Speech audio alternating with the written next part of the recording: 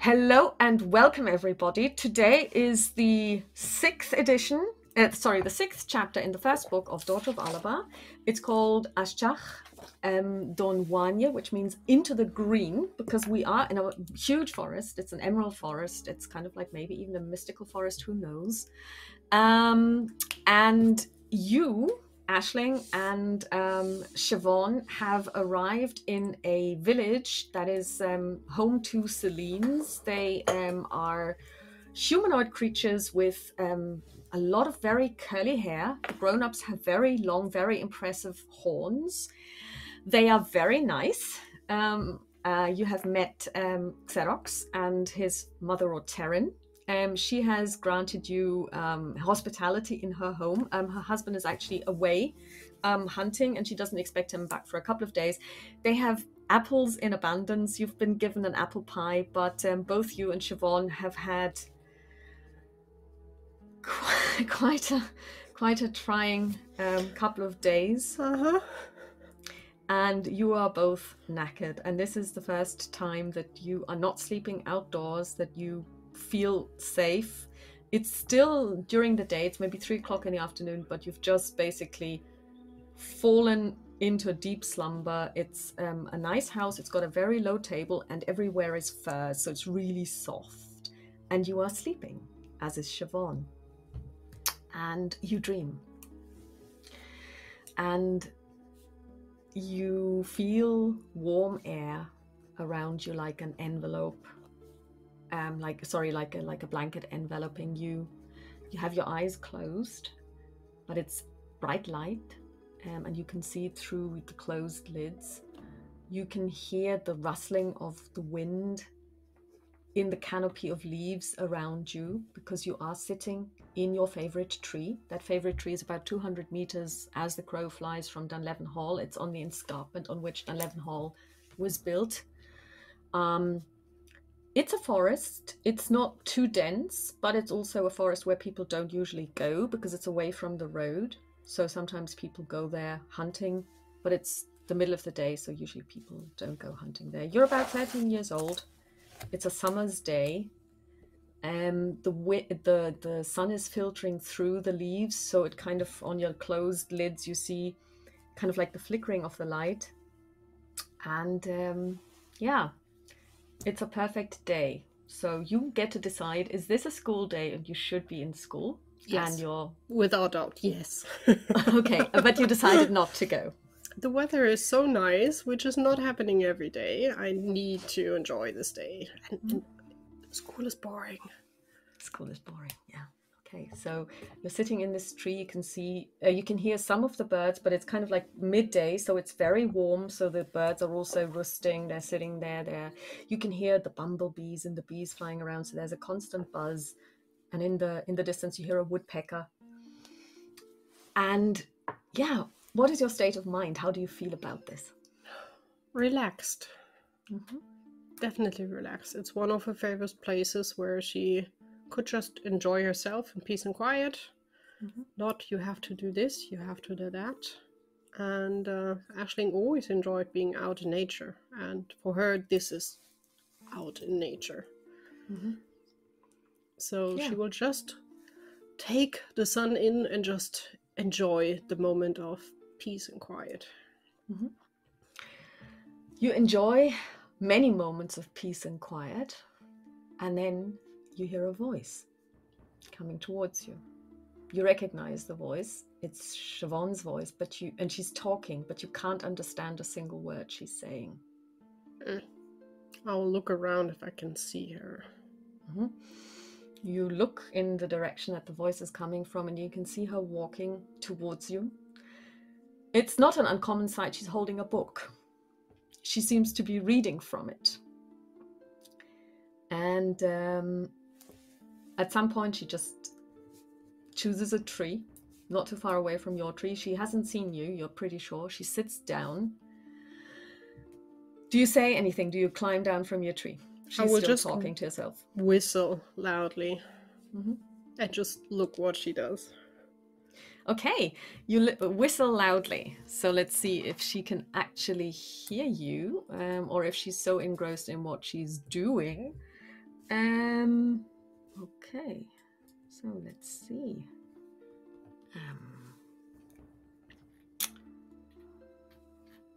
Okay. Oh, she doesn't hear you.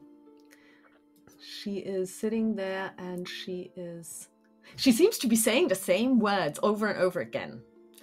How far away is she? Maybe 5 meters. She's just one tree over, essentially. Would I find anything? No, throwing a branch would not work. I would rummage through my pockets if I have anything in there that I could throw that would not break. You have plenty of things that you could throw. You've got some acorns, some nuts that you collected earlier, that kind of thing. Yeah. I would pull out one acorn out of my pocket and would just try to aim and try to throw it at her, or at least then close to her, and see if she reacts. Mm-hmm. Well, let's see if you do. So it would be... That's dexterity. GS. Is werfen? Oh, do you have werfen? Is there an ability? It might be. I'm just in D&D mind, because I know you can do... No, it's not. At least I can't see anything. No, I don't think it is. You can actually use GS simply. Yeah. That is... Nope, that's not a success, and far off no success. So it goes somewhere in the wild. Okay, so after a while, so you basically she doesn't hear that either. After a while, yeah. I think when I miss, I will probably try it a second time. Okay. Which I will do, and let's see, fail as well. It's getting even worse. So I will slowly slip down and get off the tree, and I will try to sneak towards her. Yeah, okay, you can try that, because she is very engrossed. Then let's see. You have Schleichen. You've got a value in that. If you don't have it, then it's not basically... a good one. Yeah, well, you can always try. It's a no. What did you roll? I rolled a 12. Okay. She actually beats your, with her passive perception at 19, and she looks up. I will try to duck behind whatever I can find. Okay. Then make a GS and see if you're quick enough. Probably not. She will try. Oh, yes, I am doing that. That was a good roll. She looks around, and she obviously, I mean, it could have been anything. She heard something, but it could have been a fox or something. So she basically shakes her head, and she says to herself, she says loudly, well, I have to start from the top again. And she starts talking again. Can I hear now what she's saying? Well, you can hear that she is speaking in a language that you don't know, but you've heard it before. It's Altoquin. It's the sacred language. And you know that next week she's going to take her vows. So next week she will be in the temple. She will be standing in front of the mother and the father. She will be asked to answer the questions that they ask of her in Altoquin, and she may actually be practicing this. This is what she may be doing. I will jump up, run towards her, and try to tackle her off where she's sitting. Yeah, you can do that. You don't have to roll because she didn't see that card. You tackle her, she falls over, and she's like, have you been listening long? You were working too hard. Look at it's so pretty here. You have your nose in the book? Yeah, I know. And do you know what else I know? Your father knows you're not in class today. Well, I He's will not face happy. that problem later when I'm one after the other. Priority now is to have you enjoy the day as well. You know that I'm taking my vows next week. I need to be able to recite this. Can I grab the book? You can try and grab the book, yes. She will try to grab the book. Well, I mean, you're taller than her. It's not a problem. I mean, you just have to take it and hold it up. She will not be able to reach it. I'm sure you don't need a book. You know that. Come on. I know you know the words already. You have probably practiced this already for weeks. Yeah, I have. I may have. Well, maybe it's important, you know? I know. But if you know it, you know it. It will not be better if you try it again and again and again and miss out on life. I'm just afraid that if I make a mistake and everything fails, everything will have been for nothing, and God knows where they will send me.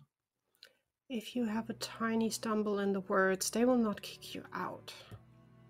There are not a lot of people wanting to join them and able to join them. They can't be too picky. And they will miss out on a great person to join them. They would be crazy. I want them to be proud. I am proud. Will you come and join us? If I'm allowed to. I'm not sure if we are allowed to join that. Well, normally my family would come. Well, then I will be there. So it's more important even that I'm not making any mistakes. Well, I don't You don't care. want to be embarrassed. I will never be embarrassed by you. And I don't care if you make a little mistake. Although I know you will not, because you are perfect in things like that. I will try to behave and not do anything stupid like falling off a bench or a thing like that. Oh, you'll be fine. It only lasts an hour. It's not a long service. An hour is not a long service. Are you sure you want to do this? Yes. It sounds like a lot of work and restrictions. Well, as an orphan, that is me or going somewhere where somebody buys me.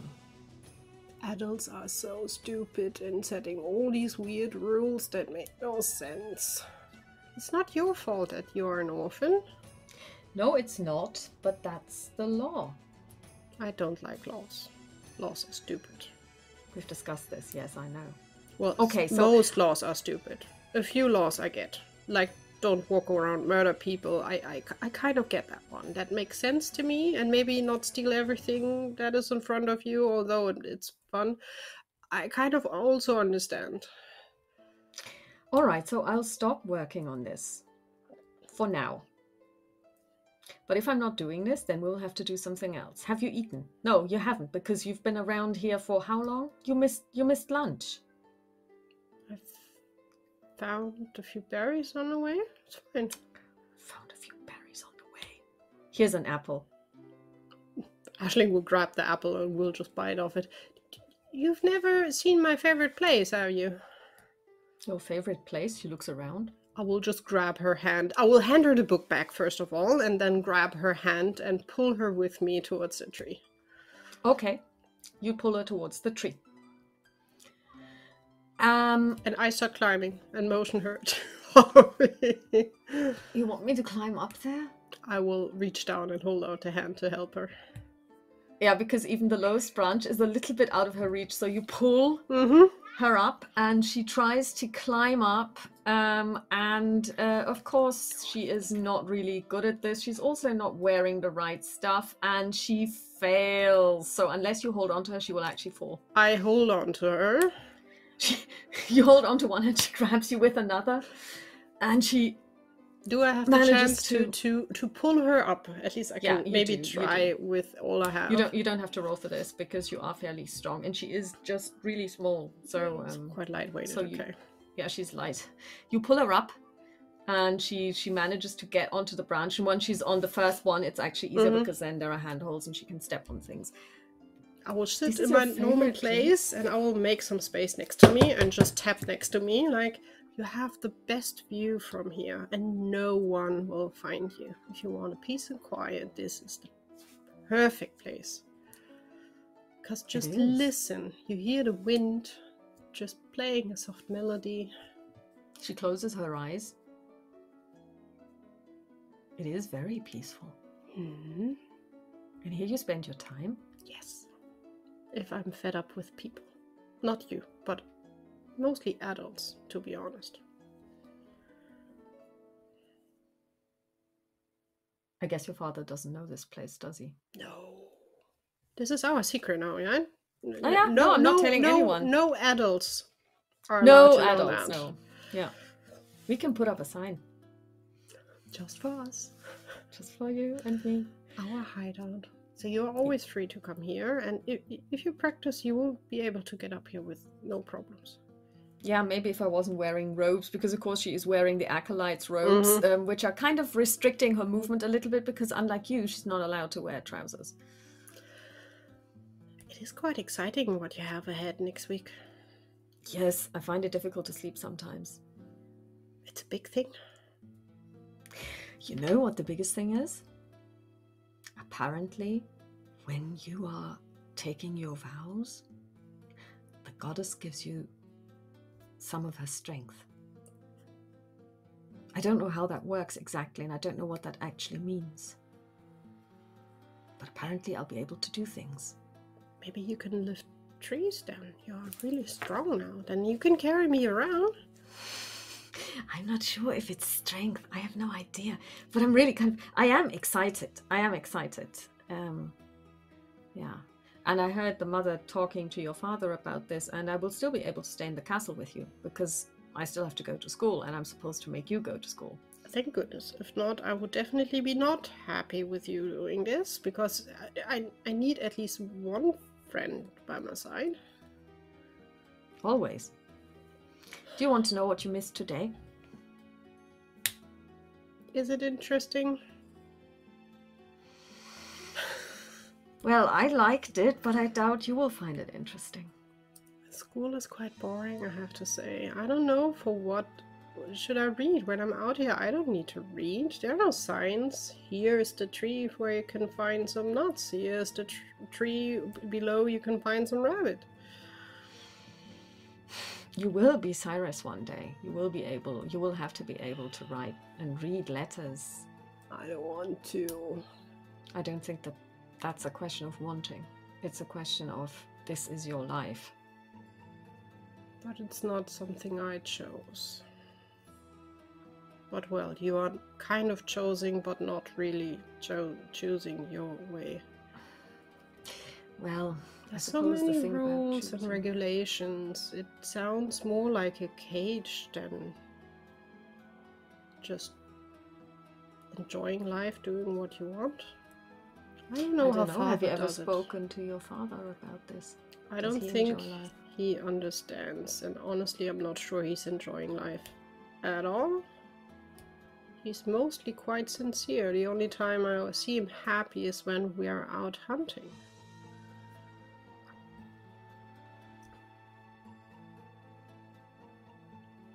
Might have been elsewhere if Mother would be still around. Maybe he was happier then. Maybe. But well, at least I have time until I have to think about taking that seat, because my father still has a lot of years ahead of him. Thank God. That is true. That is true. So I still have enough time to bug you. Well, play your cards badly and I will stay here forever and take over the temple. Then you will have to call me mother and kneel before me. Honestly, never. I will always be by your side. But honestly, as well, if I ever take that seat, do they? We are not kneeling in front of each other. It just sounds wrong. We are equal. Yes, in a way, we are. When I'm a mother and you're the Cyrus, we are equals. But we've got many years before that happens. Thank goodness. A lot of fun times to come up, and you will have a lot of learning sessions to come up. Yes, and I think I will have to have a couple of teaching sessions with you. What? Your father has asked the mother to give him updates on your progress. I know. It's just boring stuff. I like to learn, but things I'm interested in. Okay, so what are you interested in? Like fishing and hunting. These are things you already know how to do. And what kind of plants are out here, and what kind of plants are out there that I've never seen. I know much to nothing about the world outside. I only know this place around here. And Mother came from somewhere else, and Father said once it's not like here, it's much warmer and drier, everything is different there. But that's all I learned. And see, and this is where reading comes in handy, because we've got books. We've got books about plants. We can take a book and we can go exploring and see, do we find the plants in the book? Okay. So learning to read more. Well, I mean, you could start by looking at the pictures. I like that. Pictures are good. Pictures are very good. Yeah, I have no problems memorizing them. No, that is true. You've got a very good memory. If I want to. I mean, if you put it to good use when it comes to reading, writing, and arithmetic, it would be brilliant. Because you are not stupid, you are just terribly lazy. True. Very true. But a bit more reading might be then handy, at least to practice it a bit. I'm not sure for what I should be writing much. Father's not writing much himself. He's always using Duncan to write stuff. That is true. He doesn't do a lot of writing. He uses Duncan's scribes. Yeah. So. But there's no learning today. Today we'll just stay here. That sounds lovely. I would actually say let's go fishing, but I know fishing is not your forte.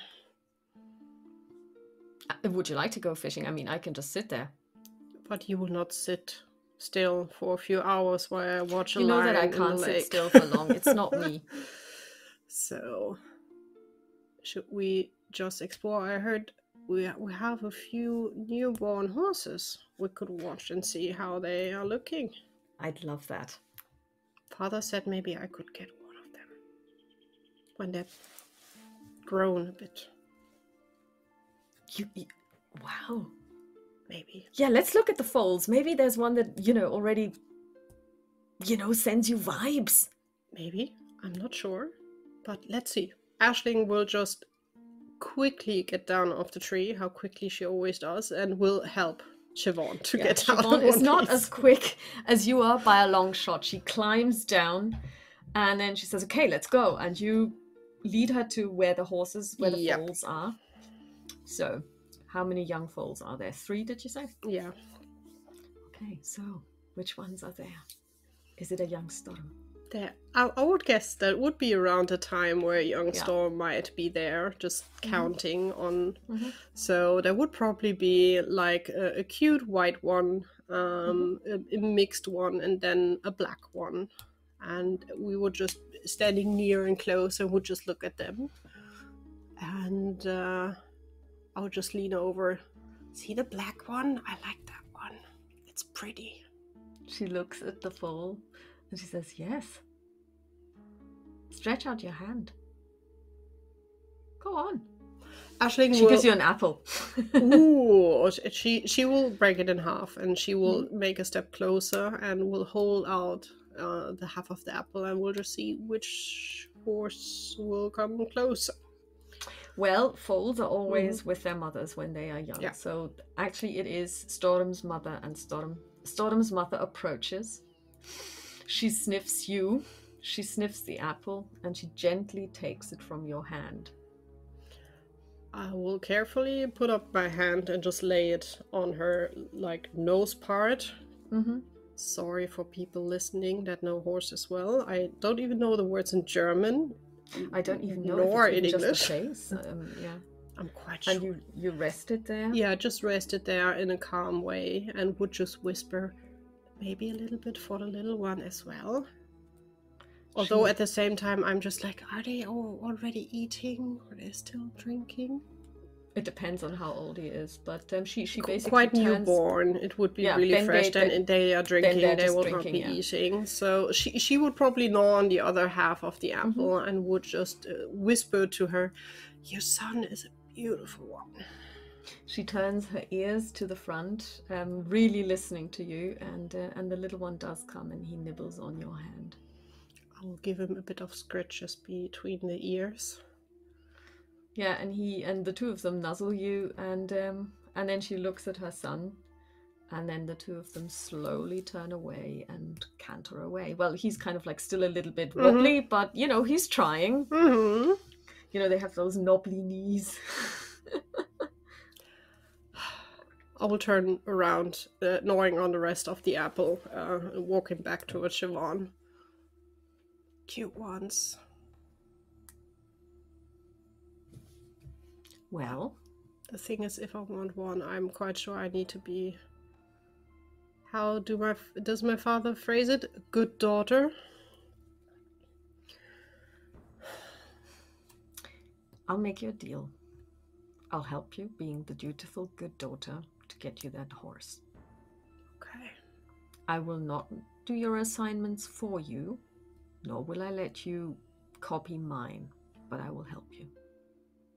I will take that deal. And I promise next week I will behave and no one will even see that I'm there. The good daughter is seen, she's just not heard. Now you sound like all the others that tried to teach me stuff. You'll be a good teacher once. In the future, maybe I will. No, I mean, you know what your father wants from you, and he does it because he knows that these are things you will have to do. I know, but it's not fun. I know it isn't. But now you've got a goal. And she points to the little one. Yeah. Maybe I can then train him as well. Yes. I will need to see if it already has a name, or if I can give it a name. How about we go home and we talk to your father? Well, first of all, I think I will get some kind of detention and extra learning stuff. Maybe I should not mention that initially. Maybe tomorrow or the day after. Just calming the waves, you know? When he's angry, it's not good talking to him. Let's get this over with, because I know that Tabitha is cooking a very nice meal, and we don't want to miss that. No, definitely not. So we'll talk to your father. He will send you to detention. I'll grab your dinner and I'll take you to your detention. Maybe I'm allowed to eat, but for the next day is probably not allowed to leave. That's okay. I will tell him that we will spend the time in your room and we will be reading. What would I do without you? And she would just give Siobhan a hug and then would just take her hand and pull her towards Dunlevin Hall. You go to the hall. You know where your father sits. He's got a study. You can hear from the outside that he's talking to Duncan. Duncan opens the door, steps outside. He sees you and he says, oh, Aisling. And he looks at Siobhan and says, sister. I heard my father's looking for me. Possibly, probably, maybe. Yes, he is, and he's free. You can just walk in. Darn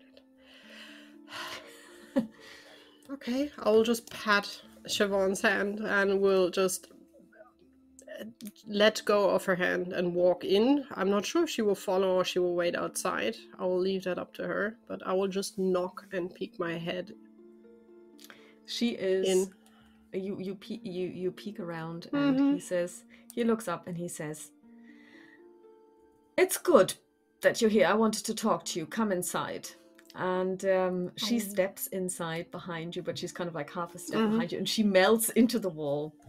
I will step inside and we'll just stand in front of him, looking a bit guilty. You weren't in school today. The weather was so nice. You have to learn. I know. You know that this is no good. The mother tells me that your reading is scant and your writing is non-existent. We didn't even get to the field of arithmetic. I don't know for what I will use that in the future. I don't see you are the Cyrus in waiting. One day all of this will be yours. You will have to lead the clan. Do you really think that they want to follow somebody who can't read and write and who doesn't even, you know, can't count?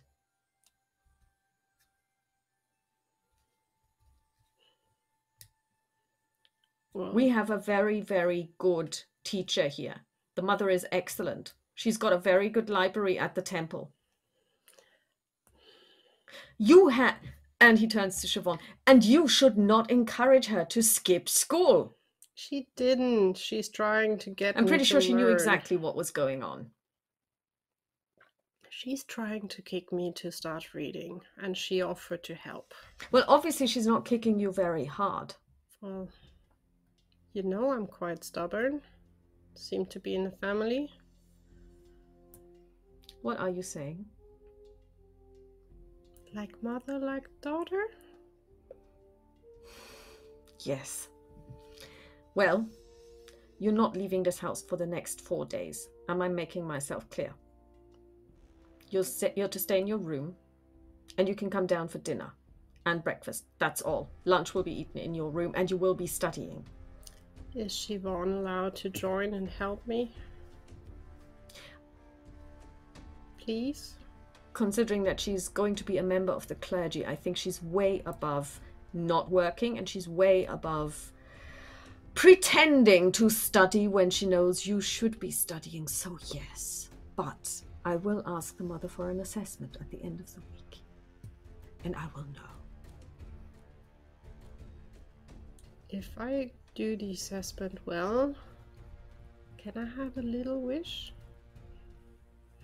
A wish? She will look at her toes. We're not bargaining here, Aisling. You know, setting a goal. Okay, she will like have her toe on the ground, just like, it will help because it's really. What is that wish? You mentioned the new horses that. The foals, yes. What about them? There's one that is really perfect. You want a horse? I want a foal. I want to name him if it's possible. So you want one of the foals, you want to name him, and you think that you're getting this for studying for 4 days? Well, maybe just naming him after 4 days, and if I behave a bit longer for like the next 4 weeks, maybe I'm allowed to, well, when he's bigger, train with him. Which one of the 3 is it? The black one. The black one. All right. If the mother is happy with your results at the end of this week, you will be able to name him, and I will keep him back for you. And if after 4 weeks she's very happy with your results, you can train him. But I'm not making any promises. A well-trained horse can always be sold for a lot of money. I know, but I'm making the promise that this will be my horse. And she will just make a grin, and then she will turn around and grab Siobhan's hand. Come on, let's prepare and make a study plan. Siobhan looks at you kind of exasperatedly. The two of you leave. You can't see it, but your father is shaking his head. Yeah, and she says, you made a promise to your father, and you roped me in, so I made a promise to your father. So before we go down to dinner, we will make that study plan now. I want that horse. Believe me that we will work on this. I'm not sure after the 6 weeks how it, or 5 weeks. See, math is hard. But I will work hard. I want this horse. And that is the one thing I learned from father. You have to work hard for stuff you want to have. All right. Then let's make that study plan. You go upstairs to your room. Yep. She takes out one of those wax tablets. And she starts. Tomorrow, water day. Fire day. So she names the next 4 days. You get up at 6. Breakfast. You study until 12. She goes down to get lunch. Study from 1 to 5. 1 hour break, 6 o'clock dinner, then you go back for revision, then you go to bed, and it's actually written down. Aisling will just nod, and she will also try to remember what is said in there, that she can keep track of that. Okay, So you go down for dinner. Siobhan says, "Can we have dinner in the kitchen? It would be a much nicer place than having it in the big hall when it's just the two of us. The big hall always gives me Quite sure the creeps." Tabitha doesn't have a problem with that. I like the kitchen. It smells nice, mostly, and it's always warm because the hearth is going. And Tabitha is happy to see you. She hugs you. She hugs Siobhan. She really loves having you around. Dinner is excellent. And then you go to bed because you are in detention. You have to be in your room. But Siobhan agrees to stay with you. And she says, "Well, what do you want to do? Do you want me to read you something?" That would be lovely. If you're up to it. If you have to study for next week, I don't I'll want make to you a keep deal. you. I will recite my vows once, Good. just to be sure that I've got them. And then I'll read you something. So she starts reciting them. And you don't understand what she's saying, but it sounds extremely fluent. So there is no hesitation. There is nothing. She goes, and you can see that she is kind of relaxed and pleased. So what she's saying is making sense to her, at least. And she says, "All right, I think I can do this. I think I can do this. I think I can do this." She goes away and she comes back with a book and she reads to you. And then you go to bed. And for the next 4 days, she is a rigorous taskmaster. She doesn't have to fight Aisling. Aisling has a goal now that she really, really wants. So she will be the best behaved pupil ever. She will do everything that is needed. She will hard work on writing a bit better and reading a bit better, or writing at all, to learn it really. And she will try to impress the mother. Mother Breeder is duly impressed. She says, "Well, I've always known that if you really wanted, you could do it. It's just that you're lazy. You're unfocused." Yes, mother. She takes away your assignments. She goes to your father. And about 20 minutes later, there's a knock on your door. Yes? It's Duncan. Young lady. Your father is unavailable. He's got guests, but he's told me to tell you that you are supposed to write down a name for him. He says you know what he means. Yes. He gave me this tablet, and he gives you a wax tablet. Thank you. And I'm supposed to pick it up in 3 hours. Perfect. That will be enough time to find out a name. I have like 20 as option. I just need to decide which one is perfect. Okay. He steps out again, and Siobhan is sitting there, and she's like, "Well, You will have to see if I write it the correct way, please. I don't want to give him a falsely written name. The question is now, how do I call the little one? it's important. Black. There is a lot of power in names." Black Beauty. Well, he is a black beauty, but Yeah, then again... different movie, different book. Different story. Yeah, it's like, what?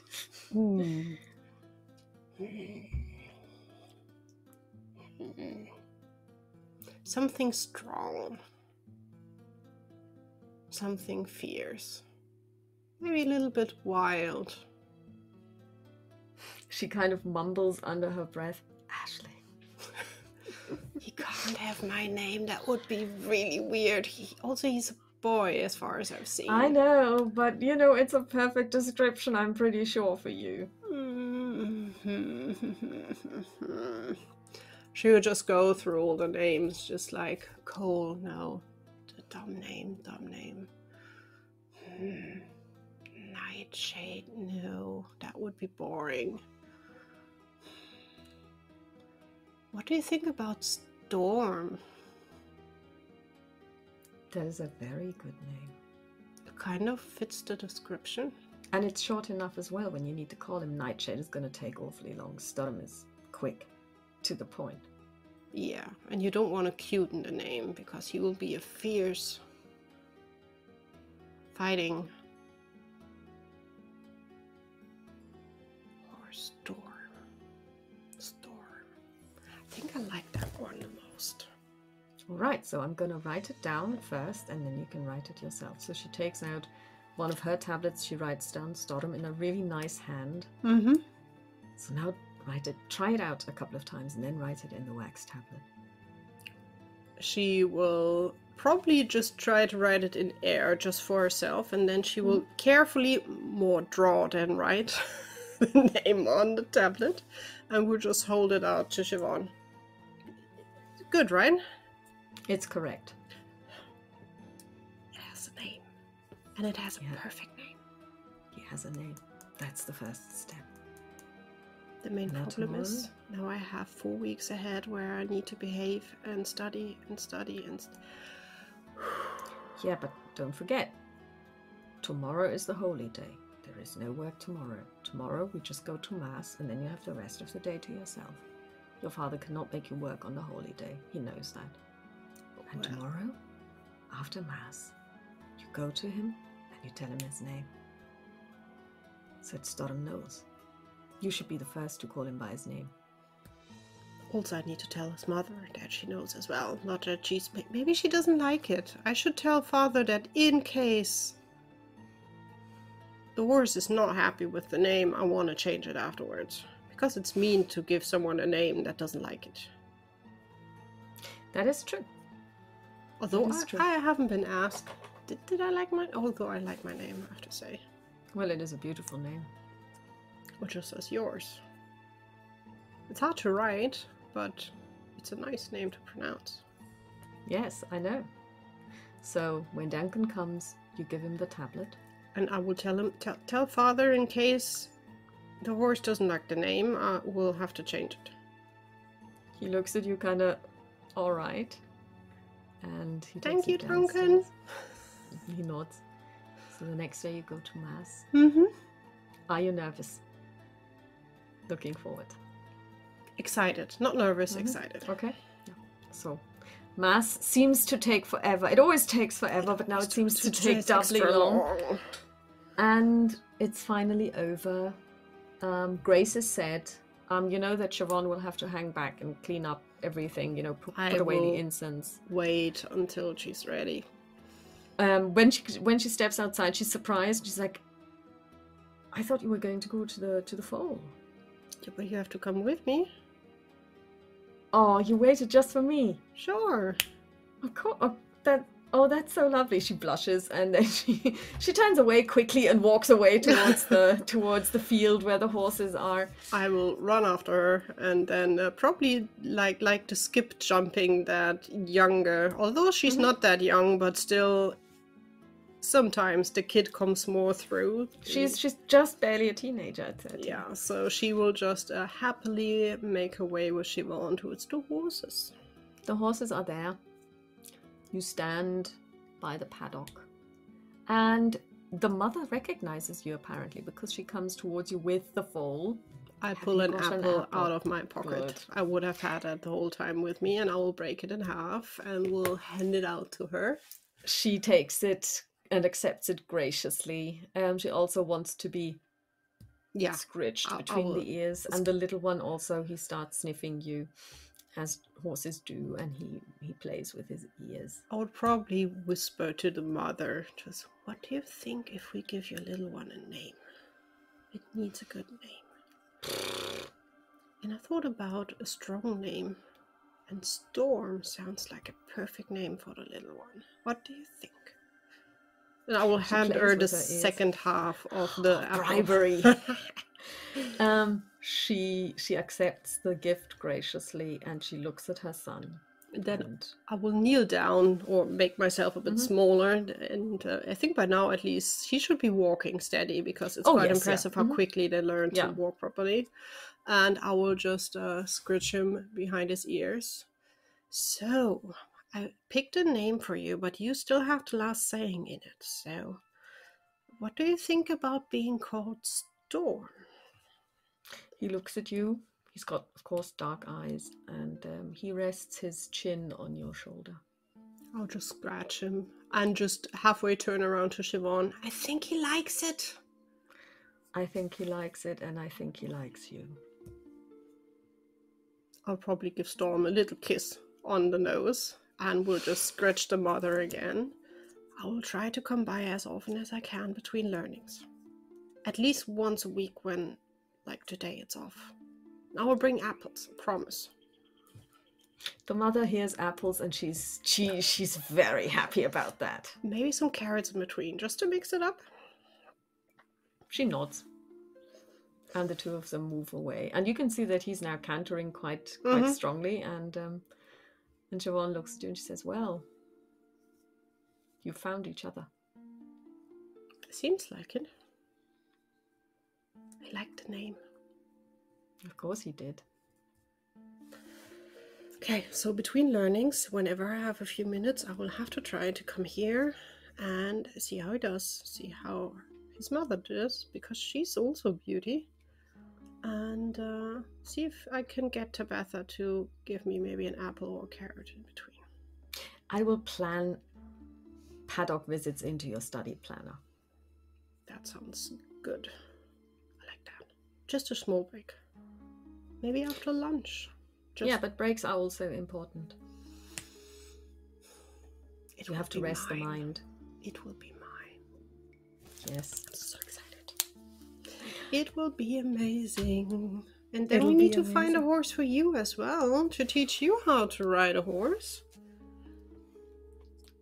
Well, first, your studies are more important, clearly, but it might be helpful. What if you know that I'm not like you? I will probably fall off and everything will be terrible. I'll end up black and blue. Well, I've fallen off a horse before. It's hurtful. Yes, I remember you broke your arm. Oh, but then you just climb back up. You broke your arm. Well, I fell on a stone. Yes, you did climb back up, and the mother was desperate when she tried to set it. It's still there and working. Yes, it's still there and working, but it was terribly painful. You said so yourself. Even you admitted it was painful. It was, but it's worth it. I'll think about it.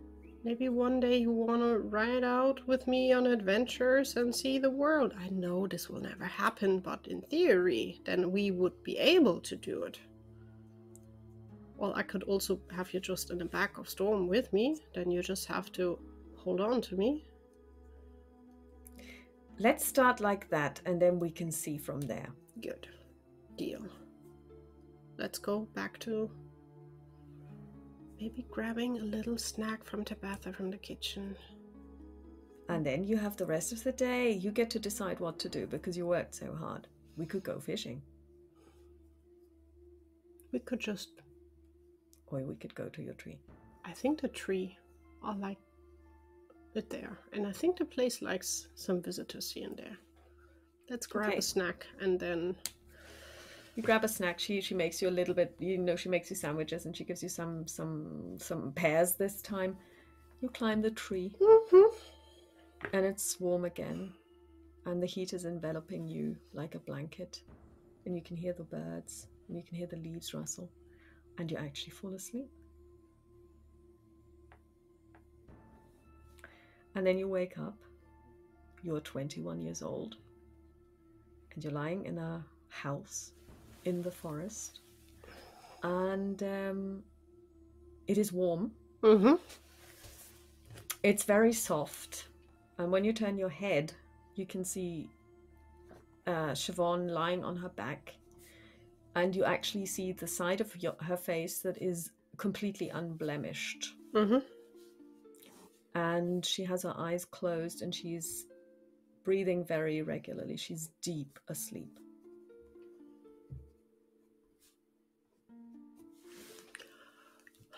I'll just lay for a few more minutes, just enjoying that it's comfy, cozy. And I don't have to be like on alarm that someone could attack or anything. I'll also look around if I can see Xerox or his mother. No. There's still the apple pie. I think that after a few minutes the hunger sets in. So she will carefully stand up, trying not to wake up Siobhan, and will go over and get a piece of the apple pie. Siobhan she must have been dead tired because she doesn't wake up. She's not unconscious, but she's really sleeping soundly. I think then I would guess they are also using plates, just assuming. Oh yes, yeah. No, there is everything there. Plates. I will take the plate with a bit of the pie and will carefully go outside. So I'll open the front door and we'll step outside and carefully close it. And just have a look around and see if I can find a place where I can sit down near the front door. Yeah, you can sit down. I mean, there is no furniture really besides the very low table. Either a stone or even a place on the floor where it's comfy. Well, it's all covered with fur, so you basically can sit on the floor and it's still soft and warm. Yeah. Then perfect. She would just sit there and she would just soak in the surrounding and the kind of weird place that she never assumed would ever see. And would just enjoy the pie because I assume it's very good. It's delicious. You look outside and she was telling you that there was going to be deer later, and as a matter of fact they are roasting a deer on a spit. So you can see Celine's, you can also see your friend Xerox. He's running around with other children, and after a while, Oterin actually sees you. She hasn't been looking at the place to see if you're awake or anything, but she just happens to catch your eye, and she walks towards you, and she raises her hand and she says, "Did you sleep well?" Yes, thank you. I haven't slept that restful in a long time. That's good, because you looked both like you could need it. Where is your friend? Still is she still asleep? Yes. Oh. She had to take a lot in the last days, be it damage, be it fighting, going through things she didn't want to, being bit by mosquitoes.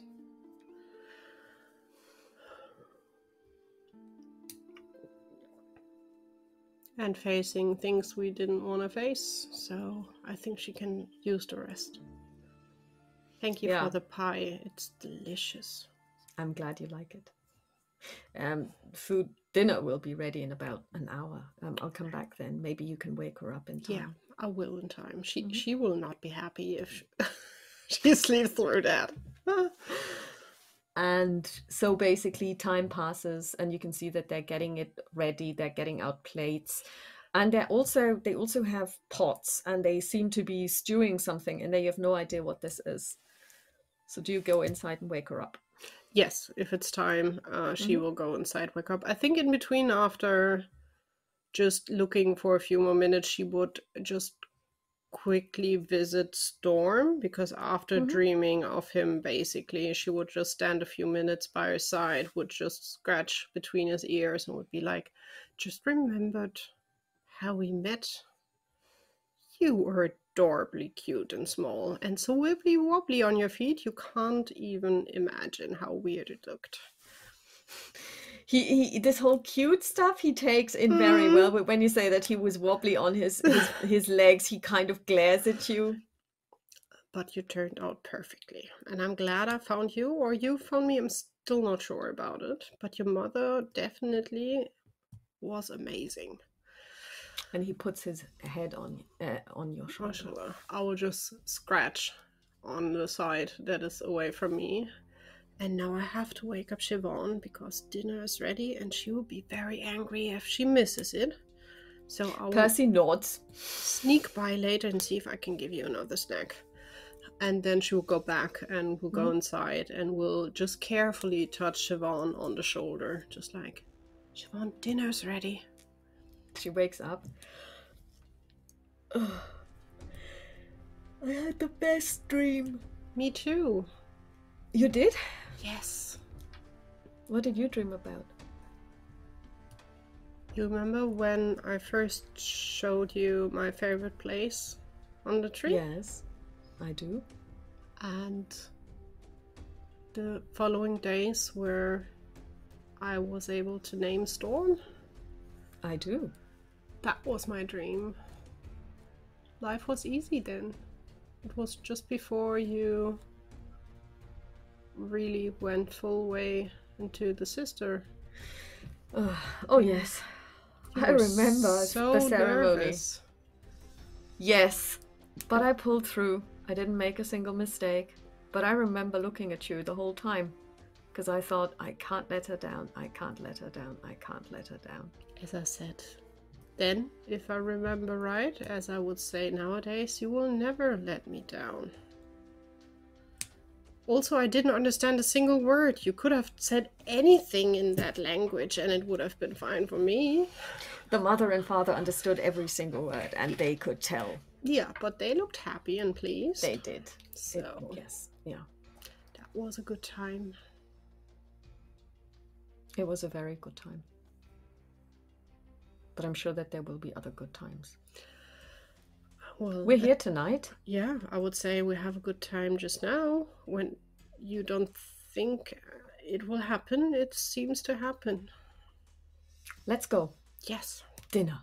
I will put down the plate carefully that I still have in my hand, and then we will join. Oh, so you kept some apple pie. I can have that afterwards. Yeah, sure. As a dessert. Brilliant. It's really good. Well, I did expect something like that. So you go outside. Yeah. Basically, they've got again tables, but they're quite low, and everybody seems to be sitting on the ground. There is fur everywhere again, so they're obviously not the chair people. And so basically you and Siobhan have kind of got places of honor, and then next to you sits Oterin, and then next to Siobhan sits a man called Arctos. Mm-hmm. And then you have 4 or 5 other male and female Celines on either side of you and across from you. So that's really like a long table. And the kids are on a side table. And so dinner is served. And basically it is deer, grilled deer. It's really delicious. And they give you something that you've never had before. It's some kind of green vegetable, and they call it spinach. Let's give it a go. And it tastes like cooked spinach, quite nice. And they've also got cabbage. So they don't seem to have the same root vegetables that are your staple. So they have lots of green stuff. They also have something that they call salad. That's kind of weird. It's uncooked. And it's an acquired taste, maybe. And they seem to eat it, so it would be rude not to at least eat a bit of it. But they have something that you know as well, but besides the deer, and that's potatoes. Taters. Yeah, taters roasted in the fire. And then they basically ask you very politely if you would tell them something about where you are from. Sure. She would look at Siobhan. Do you want to tell, or I should tell? Let's do this together, she says between 2 bites, and she's ravenous, so she's basically eating a lot, and then while she's eating, then I would start, and I would start to describe the village. No, I would probably start to describe our home first. And if you then go south along the road, you find a few more houses here and there, and then you arrive at our village, which is small, at least in thoughts of people living around, but nice and warm with a lot of wonderful people. And she would describe a bit how it looks. She would describe a few of the people, and would also describe, so just outside of there, well, the landscape is green and hilly. We don't have that many trees. Here and there are a few, but not too many. And we have some wonderful lakes where we can do fishing. Not like the lakes north of you. We don't have that much of a lake. And not that much water. It's much drier where we are. And then at some point, Siobhan, talks a little bit about the weather, how it gets really cold in winter, how there is snow for months on end. And that's something that they find interesting because it never really gets that cold. So they do have snow every so often, but it's kind of like more rare. Yeah. And so the evening progresses. They also ask you if you've ever, if there are Celines there, and to which the answer is no. Sadly. And then after a while, Xerox appears next to Siobhan's elbow, and he says, well, Siobhan, my friends would like to say hello to you. And she says, oh, your friends? And he points at, the other ones with nubs and without nubs. And she looks at you questioningly. Go ahead. And she gets up and she goes with them. And as you follow them with your eyes, she sits down with them. And there's like 4 or 5. And then there's a little, very small one. He's maybe 5 years old. And he climbs into her lap. And then basically she starts talking to them. And she seems to be telling a story, because pretty much 5 minutes in, she starts gesturing. She makes, and probably she's telling the story of Three Billy Goats Gruff or something, where there's a troll in there. I would probably grin and just mention to Xerox's mother that, well, at home she's teaching the children a bit how to read and write, and other things. We are teaching them how to fish when it's still icy outside, like where's the best place to make a hole into the ice, and where to stand that the fish can't see you, and how to build stuff out of reef. We started with dolls, and she's the main teacher, which we see here works well. They look at her and they smile and they say, and they nod, and then she says, well, you've told us so much about your own place. Would you like to know something about our place here? Do you have any questions for us?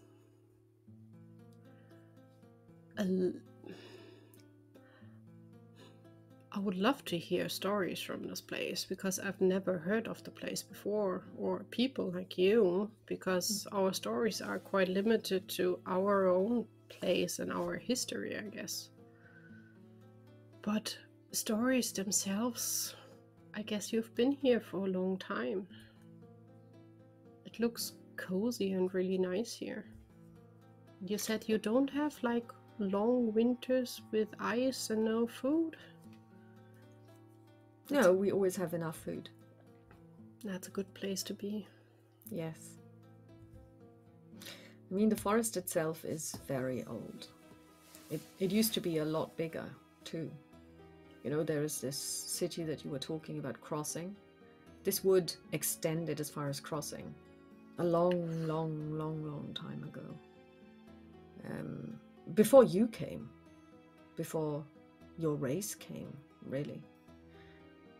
There were the elves and the dwarves. There are elves and dwarves as well? They shared this forest in harmony. And then one day, someone came. It's unclear who that was, but they brought an army.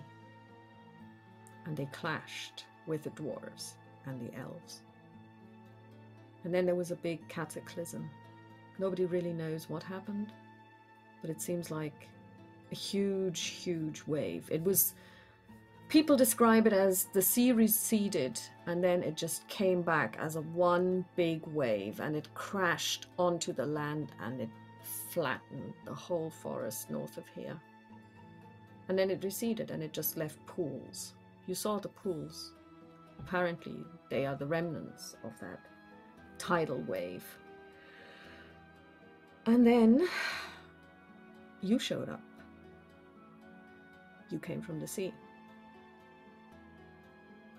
And you landed. And you went north. And you settled. And then there was a big war between you and the old races. And you won. It was a very long time ago. Very, very long time ago. And the elves withdrew into the forest, those few that were still left. It was a huge empire once, but no more. And they live in the heart of the forest. We don't go there. They are fiercely protective of their own place. We know where they live and we don't go there. I can't be mad about that. I understand. Some say that there are still maybe a handful of the first ones left amongst them in that forest who saw it all, who were the ones that first came, because they're also not from here. They are still alive after all these probably hundreds of years? Well, we're talking thousands of years. An eon, an age. has passed since then. The elves came from the stars, or that's what they say.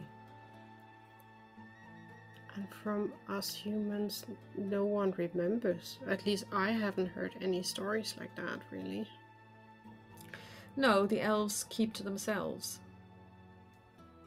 Well, but you have seen dwarves. They live where you live. They live in the mountains. Yeah, although they keep to themselves most of the time as well.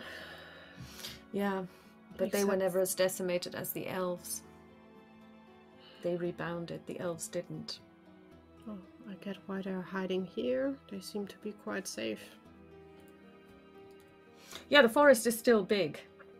Although it's halved in size, but it's still big.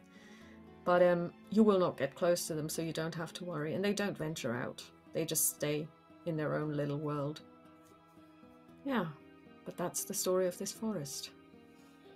That's a gruesome What did one of you once call it? They called it an enchanted forest, whatever that means. We just love it. It's green. It's our home. Verdant. Well, there are a few things that we call magical or blessed, however you want to point it.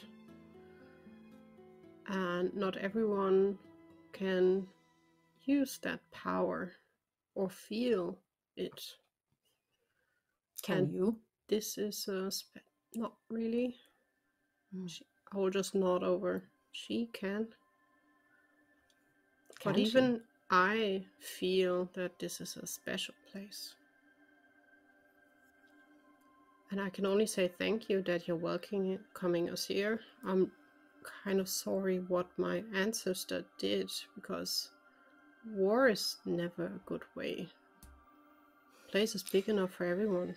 Oh, I suppose that your ancestor is so far removed from you. We're talking thousands of years, Aisling, thousands of years. Well, it somehow probably is still in my blood, isn't it? Yeah, but when I look at you, I only see it very dilutedly. Which is a good thing. I'm thankful for that. Because, as I said, it's a weird thing to fight for You're not power. the warring kind. Don't get me wrong. Sometimes I like to punch someone on the nose if they're misbehaving. And I'm not afraid to fight if someone comes for me. But I know that fighting is not helping. If you want to find a solution, you need to talk. Yeah, might isn't always right.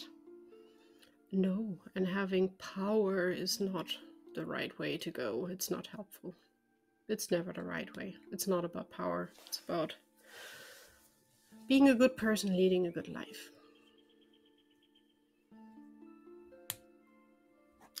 Yes, and we can see that. I'm trying. Temptation is here and there, but... well, let's say life taught me a few lessons. And she looks at your eye patch. Yes. Well, we can see them too. That is a lesson on fighting is maybe not the best solution. Although the wolves came very close to our village and were a danger to us, so we had to fight them. They didn't want to back down. But well, that's how nature goes, right? That's how nature goes, and don't get me wrong. We also take lives if we have to, and she looks at the deer. So, the village is safe. We all survived. Got a few night pelts out of it. And I think the rest of nature enjoyed a meal during winter time that they did not expect to get.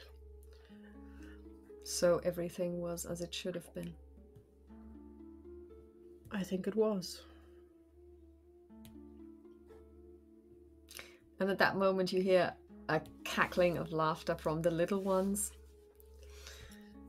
And Siobhan is like, shh, your brother's sleeping. And you can see that the little one has actually fallen asleep on her lap, and she's holding him so that he doesn't fall off. And the other ones, and then she says, but you all look a little bit tired. Maybe it's a little bit late. Maybe you should all be going to bed now. And I was like, oh, do we have to? And then a father comes and he herds them away, and she hands him the sleeping one. And so the bucket and spade brigade is leaving, and she comes back to you. And she says, well, they're really cute. Well, you know how to tell stories to kids. That's not a surprise. I guess they like them. I like the stories you tell. Why shouldn't they? And I think we have stories to tell that they never heard before, which are the best stories ever. They didn't know the story of 3 billy goats Graf. That is the best story you could tell them. That's amazing. They really like the troll. I can imagine you made a quite good impression of it. Yes, I've worked hard on this. And Otarian kind of looks at her and she's like, yeah, I like telling stories. She kind of blushes a little bit, which you can even see by the firelight because it's now dark. But but I didn't want to interrupt you. I'll go inside and I'll eat that pie and then I'll go to sleep because I'm a little bit tired. I think I would join you because honestly, tired is quite the right wording. If it's okay for the rest of you. Of course. You said you wanted to leave tomorrow, so what we'll do is we will prepare some food for you, rations, for a couple of days. It'll probably take you about 5 days to leave the forest and get out the other side, and there you will see the mountains. You can't miss it. Thank you kindly for, well, giving us a roof over our head and amazing food. You know, you're in our forest. The forest will be the roof over your heads for the next 5 days. It is not dangerous. Just stick to the path. We will. That's something we learned, and that should be easy enough, I think, to do. And when we are coming back through here, maybe we will see each other again. Well, we would hope that you would stop by. You can easily find us. The path. Just follow the path to our village. We definitely will. And I'm pretty sure that my son will be looking out for you. I will see if I can find anything. Just hold on to your washing, that it doesn't end up in a tree. I will find something nice I can bring him. I have to pick up some gifts anyhow for some of the children in our village. I will sneak in a few more for the kids here. They will love that. And then you and Siobhan go back to the house, and Otarian shouts after you, you will have the house to yourself for tonight. Don't worry about it. And just get up whenever you want to get up the next day, and there will be the food outside of the hut. You can just take it. Thank you. If we're not here, because we do go out quite early in the morning, then may the gods be with you. I'll pray for both of you. Oh, thank you, and same for you and everyone here, that you're staying safe as you are here. And each of the Celines of the grown-ups shakes your hands, and then, you know, you go back to the house. Siobhan takes the apple pie and she says, would you like some more? Just a bite. She gives you a bite. Maybe 2.5, and then she eats the rest. And she says, this is really good. It's almost as good as Tabitha's. Just to stay here. It's such a lovely place. I know. She will look at Siobhan's not so well face. Preserved side. Is it healing well? Does her face healing. look okay? Okay. Yeah. But you're looking better and more rested. Well, I am more rested. That's good. And it'll fade. I know. The forest is thousands of years old, and I learned that we did not originate here. We came from the sea. Is that so? That's interesting. And we had nothing better to do than fight the creatures living here and the folks living here. We fought them, we fought the dwarves. I didn't know we were in war with the dwarves. And we fought the elves and almost killed them. There are elves here in the woods. We should stay away from them. They don't like humans, which I understand after we murdered most of them. We will stay away from them. But it's interesting that you say we came from the sea. Yeah. That is interesting because the language that we use, the sacred language, is the language of the first humans who arrived here. Well, maybe there is a place out there over the sea that has the language still going on as their normal language. And well, it's the language of the gods now. There are books that are completely dedicated to seafaring in Altoquin. They've never been translated. Maybe they brought them with them. It sounds like it would have been, as I said, thousands of years ago. Oh, the books are very old. They're a prioressa. We have one copy in Dunlevin. Well, we had one copy in Dunlevin Hall. I never read that one. I just looked at it. Maybe I should have read it. Well, you can always there are go so many back things there. that I should have done.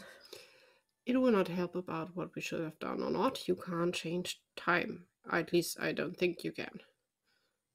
It went how it should go. Why on earth should you have read something about seafare? We're not going out on a ship. You don't know that. Well, I will not be the one steering a ship. I know never say never, because I would never have thought meeting wonderful people like the ones out there. But if we really feel like we need to read it, you can go back there. Yes. At least peeking in, staying a bit for reading, and then leaving again. You're not bound to the place. No. Let's go to sleep. And you can see that she's kind of melancholy now. And she goes to sleep almost immediately. Aisling will lie awake for a while. Probably still mulling about the stories that she heard about war and the big flood and just trying to imagine how big the forest was, because for her the forest looks enormous. And that it should have been much, much more, and all the stuff we walked through was wood months ago. Over 7 days of walking. And all the seas and lakes that we've seen were actually wood before the flood. She will just mull over that a bit, but then fall asleep, because she's still tired, I would guess. Not knackered as she was before, but still tired. So yeah, you go to sleep, you fall asleep. If you dream, you don't remember it. You wake up the next morning. It's warm again. Siobhan is also pretty much waking up at the same time. She's stretching and she says, "Good morning." Good morning. It's time. I know. I'm looking forward to the food that we are getting. My feet actually quite like that we had a rest. So did mine, and I'm pretty sure that the horses were happy as well. Yeah, but I think they will be happy to get some movement back. She steps outside and she says, "Oh yes, we've got plenty of food." And she comes back with 4 baskets. Ooh. 1, 2, 3, and then a small one. She says, "This seems to be breakfast." Then let's have breakfast. It's bread. It's honey. It's tea. Aisling will enjoy it and will take also her time. She's not like, we need in a hurry, we need to leave. She knows leaving too late will not make any sense, but she will just try to enjoy the peaceful moment as long as she can. And it is very peaceful. It's also very quiet. You hear nature, but you don't hear people. So they are out as... Yeah, they are heard out. Before. So, do you pick up the horses and then leave? Yeah. Because I'm just thinking about if she has anything. No, she doesn't. That she could leave here. So she will... Yeah, we will probably try to tidy up everything as best as we can. Leave everything in place and then take the horses and go back on the main road. You do. You find the main road, and you also realize that on your way back you will remember how to get there, because the path is quite pronounced and it's basically a 90-degree angle from the main road. So you travel due south, and when she said that this is a magical forest, you don't know quite maybe what she meant, but the colors are definitely magical. You've never seen so many different shades of green, unless it's on a Stewart hunting tartan, where they have plenty of greens. But and the sun is filtering through, and it is just emerald green, dark green, bottle green. It's a kaleidoscope of greens around you. And Siobhan notices it too, and she says, "This is unbelievable. It's almost like a trick of the eyes." It's so colorful. It has nothing to do with the tiny forest that we've seen. Or when I think about a little one near Dunlevin Hall, it looks just like grey and brown next to this. And remember how that was your favorite tree and the forest. I have to switch places now. This is definitely my favorite forest now. I'm pretty sure you could climb one or the other tree. I could. But we heard we should stay on the road, so I will not make any experience. Just see. No. Although it looks... Maybe when we're getting back. Maybe Terops will join us. I'm not sure if they're good climbers. Oh, yes, he said he was a very good climber. Remember, he took all of their washing and put it into the nearest trees? Yes. Yeah, well, he's a little tyke. But he's such a lovely chap. We had such a nice conversation last night. He's really cute. He's good boy. He's very good-natured. They all are. They are, indeed. They all wanted to know about you. Why? Well, because you're a warrior. Well, not sure I would call myself a warrior. Well, that's what they call you. A survivor is probably the better point. A warrior goes out to make war. Survivor, I think, is the better wording. Do you know what they called me? Beautiful? No. No, they didn't. They called me the boring one, but they swallowed their words pretty quickly. Why boring? You have amazing stories. I don't know. I think that they are very attracted to you. They just didn't want to tell you. They were very afraid. You're very impressive. I mean, one of them even said, how come that somebody who's so strong as you doesn't have any horns? Well, that would be a sight. Not sure what a village would say when I'm coming back with horns. They were asking maybe your nubs were late. But I told them that we don't get nubs. We don't. But they were very impressed with you. Well, I think the adults are more interested in you after I told them that you are one of the blessed ones that know a bit about magic and gods. Yes, the blessed ones. I'm glad to have you around. Yes, because I can bless you. Yeah, because I'm definitely not a blessed one. No, you are not, but you've got me, so that's all there is. Yeah. And you keep going. And evening falls. Do you want to find a place to camp? Yeah, but we would stay on the road, basically, just at the side, just a place where we can... That is actually not so difficult, because there are kind of like trees close to the road. You could sleep in one of those, like root areas. They've got really big roots, and you can do you set up a watch? Yes. Okay. Just in case. Setting up a watch to see maybe the elves have a bad day and come out and we know we have to run. You never know. Although we were told it's quite safe. But you also don't know if there are humans maybe traveling from the other side. So staying on the road or next to the road but I think one of Do us make a should fire. stay.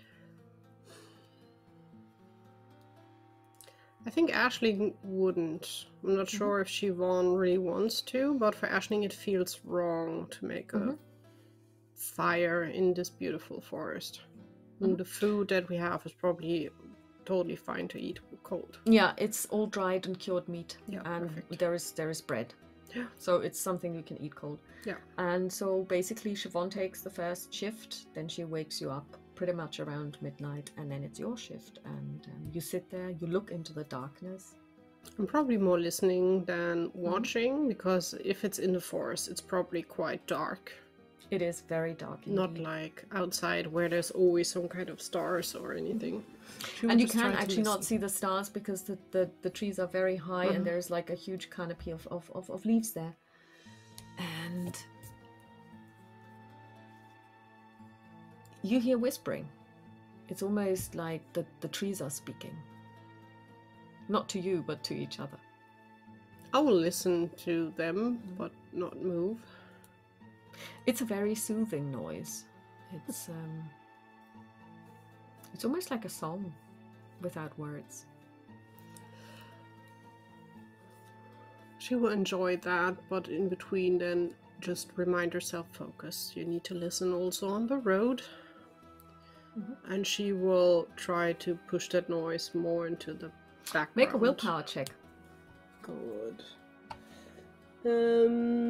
Willenskraft, gell? Mm-hmm. That is a success. Okay. Yes, but you realize you really have to stay focused. It's not something that comes naturally to you in this, because it is making you a little bit drowsy, this noise. Great. Good to know for the next days. It's so soothing.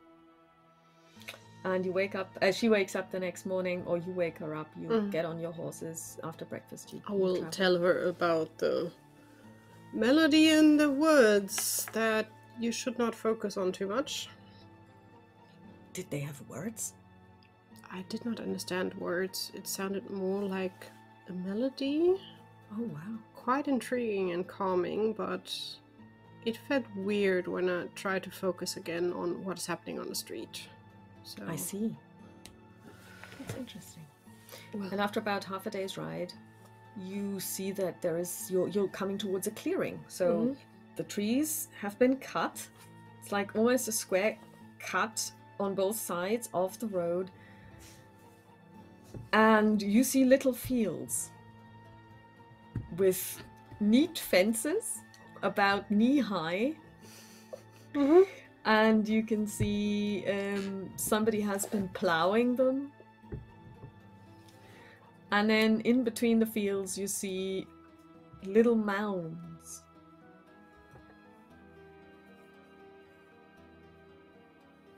I think that are the things Xerox told us about. The gnomes? I think so. Looks tiny. Should we get off and talk to them? It feels rude just to walk by, just to ride by. It does. Maybe they would like some food. We could give them... I guess we would also have gotten a few apples probably as well, because you can transport them quite well. A few apples, but although I'm not sure if they have some around here. Aisling just begins very loud and then tones down because she's like, oh god. Good day, everyone. You hear a door open. It could do with a little oil. So there's a little bit of creaking in one of the mounds to your left.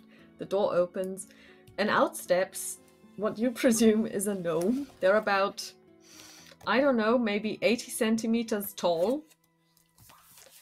They look completely human, quite slender. And they have a little bit of slanted eyes.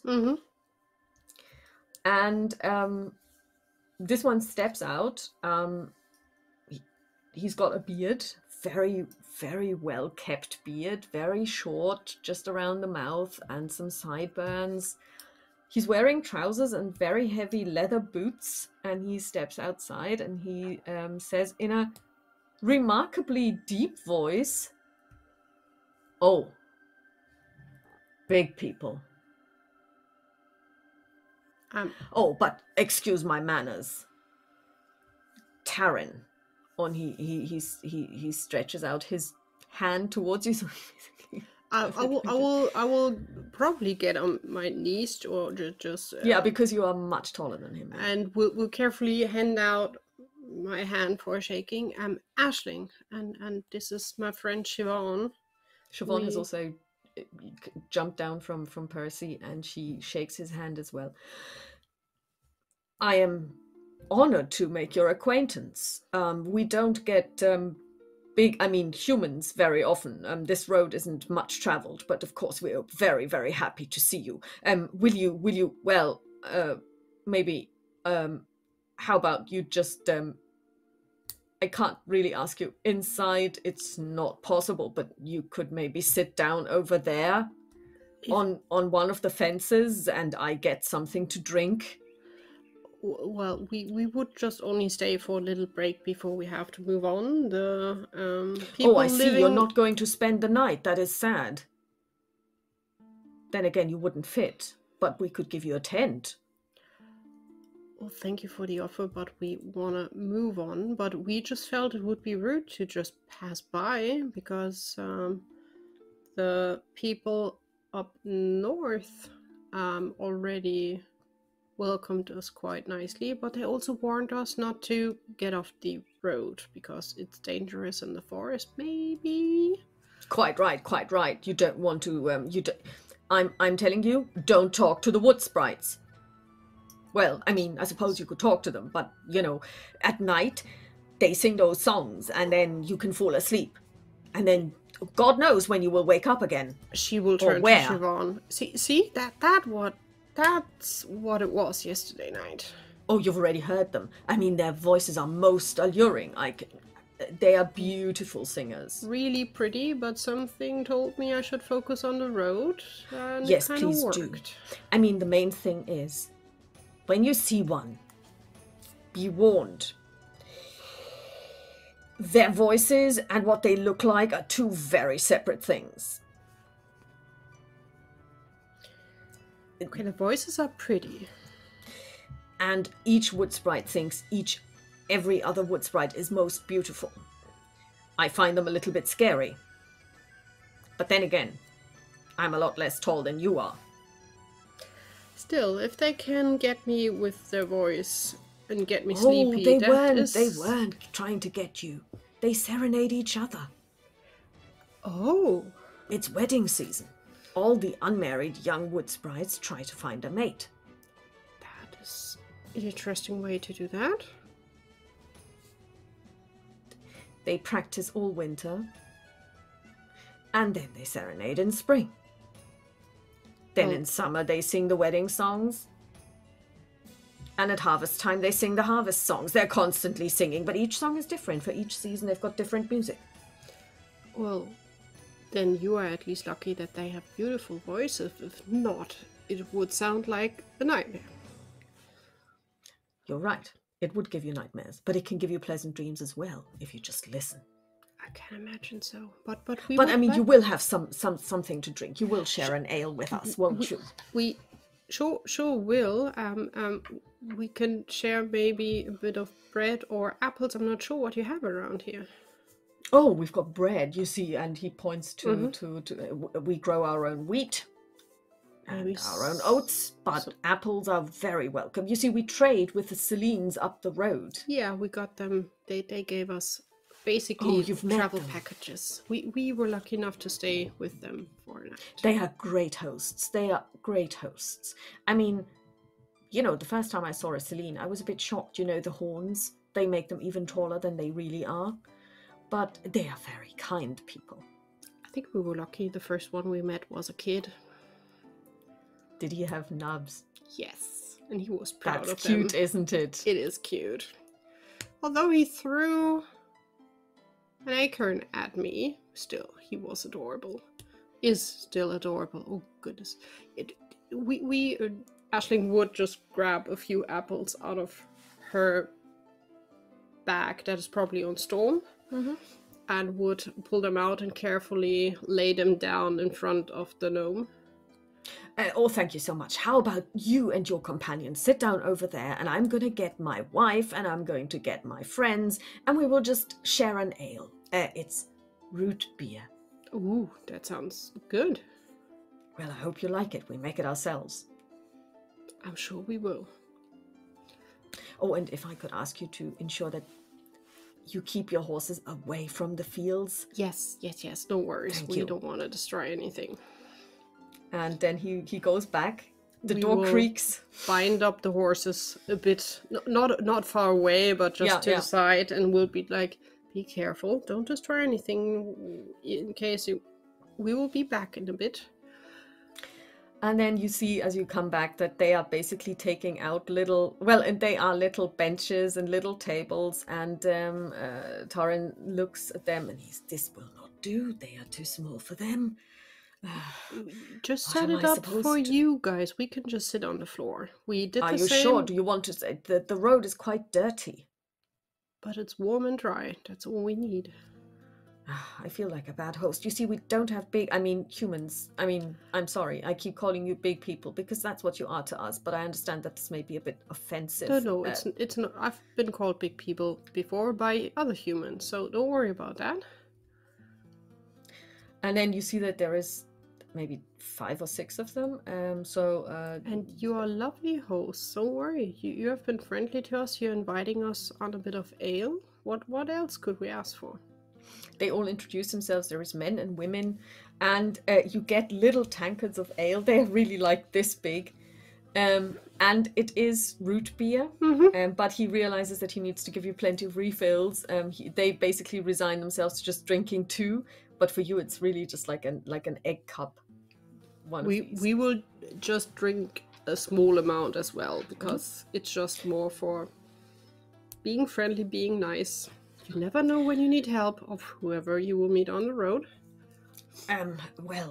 We at the moment, as you can see, we are still growing our wheat, so we don't really have that much to share. But if you'd care for really fresh water, we have a couple of wells. Would you like to fill your... That would be lovely, because for food we are well staffed from the Selines, but water would be nice. Thank you, kindly. So they show you where the wells are? Yeah. And if we get back home, we will warn the people if they ever get here to keep eyes open, to not destroy this beautiful place, just not thinking about where they're walking. Well, we have learned from the past. We've put up fences, but in the past people didn't realize that they call them mounds. They're gnomes' homes. They're not mounds. They're gnomes' homes. See, they've got doors and everything. Mm-hmm. But sometimes people don't see what they are, and they just walk on them, and they are not meant to carry your weight. I can imagine so. It might also be the reason, at least where we are from, we never heard detailed stories about people like you. More like maybe myths and kids' stories, but... Oh, I can assure you we are not a myth. No, we are quite real. I can see that. So and he basically does this to himself. See? Not a myth. It's really interesting to see how much is out here that we don't know, because we've never been around here. We are from far north. Oh, I see. Well, it is very lovely here. It is. It can be dangerous. Don't go and seek out the elves. They are not friendly. I mean, they meet with us because we go way back. Yeah, we go way back in a non-good way, as I learned from the Selines. So yes. I understand why we should stay away, and I understand why the elves would not be keen on meeting humans. Although we personally were not involved on what happened in the past, but if I understood right, some of them are still alive from back then, so... They do say that there are some left. They call them Raeltors. In their language that means star travelers. They were the ones who came from the stars, or so they tell. Well, I learned a new thing, that we obviously seem to be coming from the sea, which... Oh yes, you do. You came across the sea. My people on have ships. Nothing to do with ships. But it has been ages ago, so... There is a story. Do you want to hear it? Well, if you have some time, I love to hear stories. It's the story of a great, great man of your people. He called himself Beon. And one day, the story tells that Beon, a great man in his own right, and his army were following an enemy in their ships. They saw a blue light. It engulfed them. And the next thing they saw, when the light vanished, was the coast of the land that you call Alba. They have no idea how they got there. They took it as a sign from the gods. They landed. And they built many, many towers on that coast to watch for the blue light to take them home. But it never came back.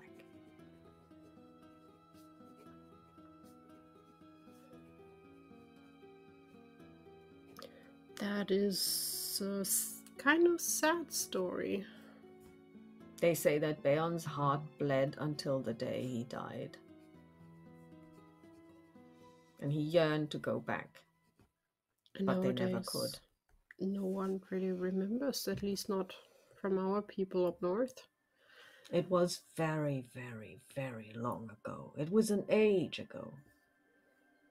Blue light. And then just showing up somewhere you've never been before. That sounds scary. Traveling where you know where you came from and know how to get back sounds like the much better way. That is the story of where you come from, but I say it's a story. Who knows if it's true? Well, I think a lot of stories have at least a grain of truth in there.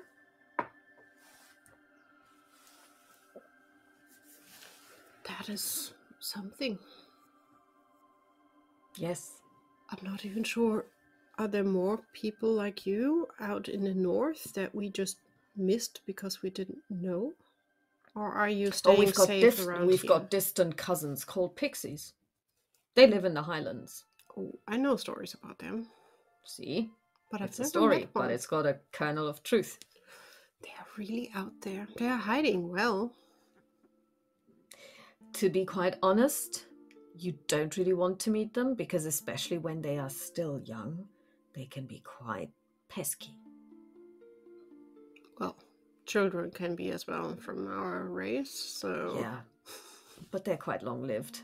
They are pesky for about 100 years or so. Oh boy. Mm-hmm.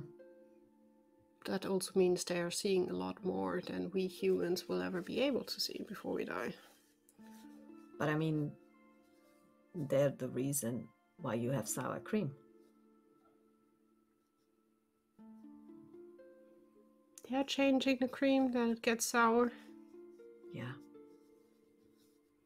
If I you will put out look the at milk Siobhan, at night, just irate, like... If you go outside, if you leave the milk out at night and you come back in the next morning, it's turned sour, it means a pixie has been by. They can't help it. That's good to know. That is good to know. That's why people call them pesky. And the children do it because they know they can. Well, if we are crazy enough to leave the milk outside, well, other people would steal and drink it. No, they don't steal it. They just turn it into sour milk. Well, if you plan for it, you can do nice things with sour milk. Yeah. But they are smaller than us. But we are related. But that also explains why they're hard to see if they're even smaller. Yeah, and they usually don't come out during the day. They're a bit shy that way. Interesting. Curious how many pixies have watched me running around in the woods. Probably more than you think. They must have had an interesting impression of me. But well.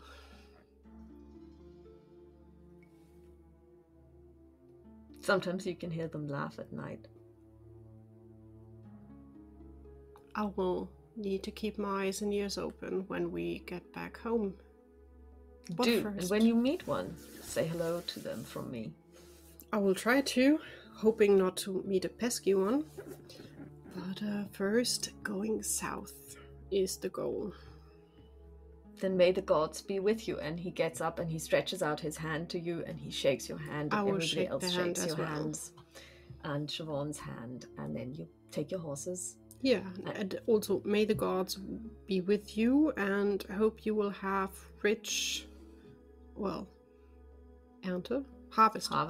Harvest after all hard work you put in there. Thank you. Thank you for the fresh water. And when we get back through here, we will have a quick peek around. I like that. Do come back. And we will have more root beer. Oh, it was tasty. We will definitely come back for a few sips of that again. And we will see what we can bring you. Probably not apples, maybe find something else. Yes, we're looking forward to seeing you again, even if you don't bring anything. Don't feel obliged. Well, it's nice to bring gifts. So we will keep eyes open. Have a nice rest of the day and stay safe. You too. And you lead the horses out of the village, and only after you've passed the village do you get up again. And you ride into the green, and it's time again to find a place to stay. Set up camp. Yeah. Also having watches out, but we are both warned not to drift too much into the singing.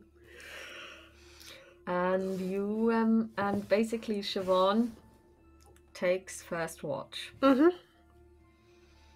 And she then lightly touches you on the shoulder. She says, "Shh, I think I've seen a wood sprite." Where? And she points into the darkness, and you see something that looks like a twig, like a really large twig. And it's kind of surrounded, it seems like it's a twig surrounded by, what are those beetles called that kind of like, I don't even know what they're called in German, the ones that give off light?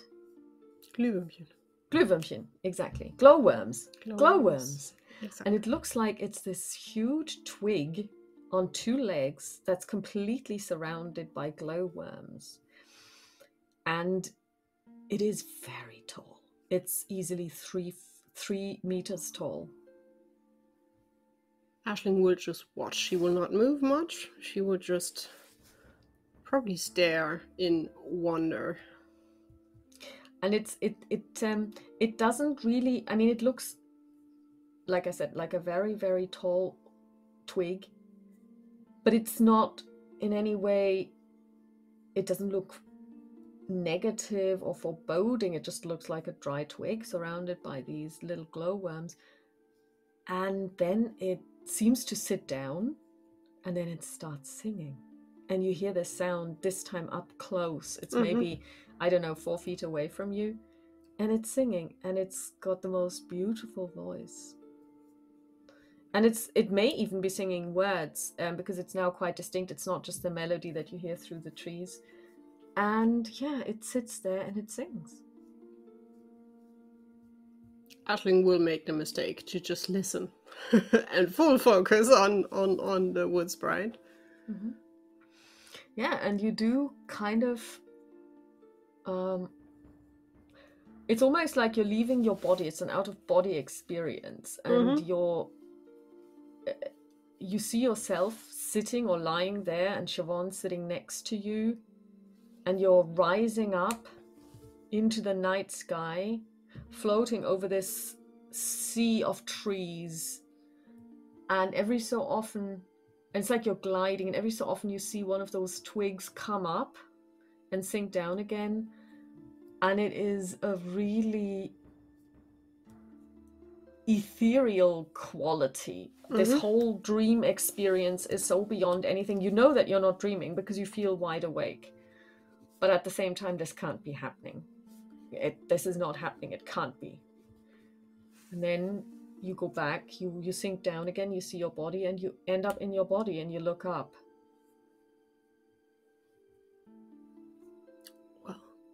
was interesting. What was?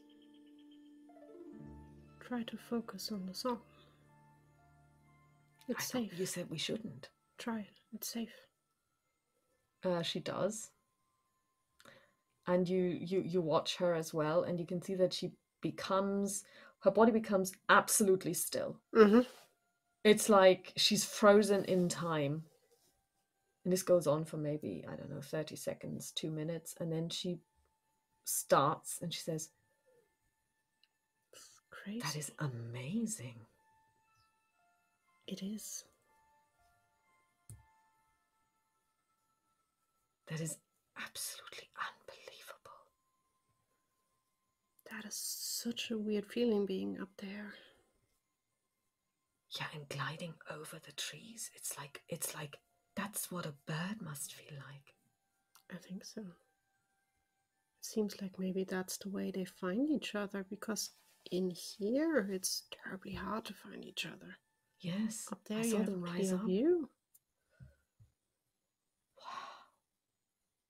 But I can see that you could get lost in that song. Yeah. And then after a while, possibly 2 hours later, it gets up and it glides away into the darkness and takes its glowworms with it. And it's silent again. Okay, I'm awake. You sleep now. And she goes to sleep. She says a prayer. And she wakes up the next morning, breakfast, get up on your horse. Yep. And you travel for another day. Nothing happens. It's quite uneventful. You go to sleep again, watching the next day. After about 3 hours, you come to a huge lake to the left of the road. And you go and check it out. Does the road go past that lake, or would we need to leave the road? It goes straight past the lake. So okay. At some point, probably the lake will end and the road will keep going. You don't know, or maybe it winds around it. You don't know. You can't see that far because of the trees. But is the forest still around the lake, or would we leave the forest with that? No. It's more like forest, lake in the middle, road. Okay. I'm tempted to do fishing. At the same time, I'm not sure we should. But we could at least go and look at the lake. We could. Maybe the water is good enough that we can refresh our water. You get off the horses. Yeah, but we stay close to the road, not really leaving it too far. Well, so basically the road is a little bit higher than the lake, and you can basically go down to the bank of the lake, to the shore. And you've seen lots of lakes recently. This one is completely different. The first thing you notice is it is absolutely calm. The second thing you notice is it's like a mirror. You look into the lake, and this is the first time and you now realize that for 3 days you really haven't seen clouds or anything because you've been under this canopy of leaves. You see the clouds rushing in the wind, moving quite speedily. You see the sun beating down, and it's like looking into a mirror. And Siobhan takes a step closer, and she looks into the lake, and she gasps. And she takes a step back. You really want to look into that lake, Aisling. Trust me. Okay. Aisling will make a step forward carefully and look down into the water, expecting seeing herself. Yes, you do see yourself. But you see yourself as maybe 13 years old.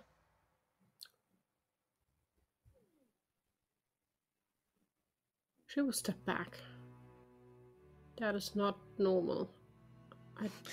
Siobhan smiles at you. No, that's not normal. How old were you when you saw... It's like being a kid again.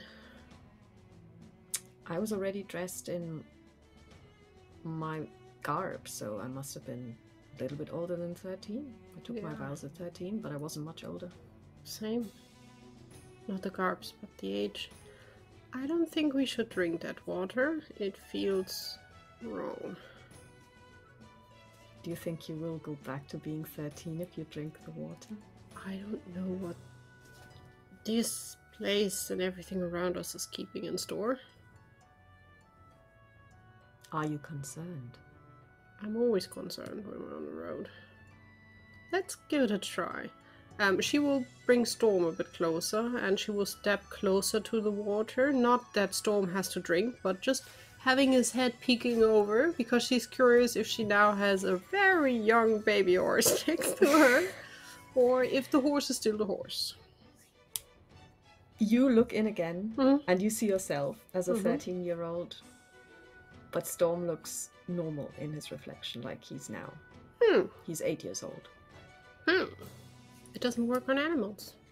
However, Storm starts putting his hoof into the water and kind of like disturbing it a little, as if he's trying to get at his reflection. Come on, buddy. I'm not sure this water is for us to drink. And she will just turn him around and bring him back to Percy. Siobhan is very attracted to that lake. Aisling is... Not. in her mind is like, stay on the road, don't get distracted. And we are still technically kind of in the woods. So... No, you're completely in the woods. It's just that there is the... Can we not stay for a while? We can have a short break. All right. And she sits down. And she's completely... She keeps staring into the water. I will throw things in the water to disturb it. She turns around. Why are you doing this? You are way too focused on this. Hey, it's just I was told I need to find my center. I need to find my center. That is not finding your center. Stare at a tree and find your center. It's work as well. Why are you so attracted to the lake? Why are you so distrusting of the lake? It's water. It's a body of water. What do you expect it's going to do? It shows us as a child that's not normal water, and we got the warning not to get off the road. We are off the road. Aisling, what could possibly go wrong? Do you think that it's going to swallow us whole? You are just jinxing us now. Don't say what could happen. We learned a lot of bad things can happen. The Selines warned us. The gnomes warned us. Stay on the road. They know the place here. It's a lake. If it was dangerous, it's a big lake. They would have told us stay away from the lake. Did they say anything about a lake? They didn't. They did not say stay away. They say stay on the road, because there are a few things that could have probably let us inside. Just sit down. We will take a short break. We will eat some of the bread, and then we will move on. It's intriguing. I'm with you. I'm curious. There was a time when you would have been the first to say, let's get to the bottom of this. Let's try to understand that lake. But I want to get out here alive in one piece. And we got the warnings, and I'm tempted to listen to them because we don't know the place. I've done enough damage. I'm not doing more. We are careful. We will make sure we get out here. As I said, let's have a break. Let's enjoy the view. It's a pretty lake. It's weirdly calm, to be honest. And as I said, I can see myself as a child in there. That is not a normal lake. It's magical.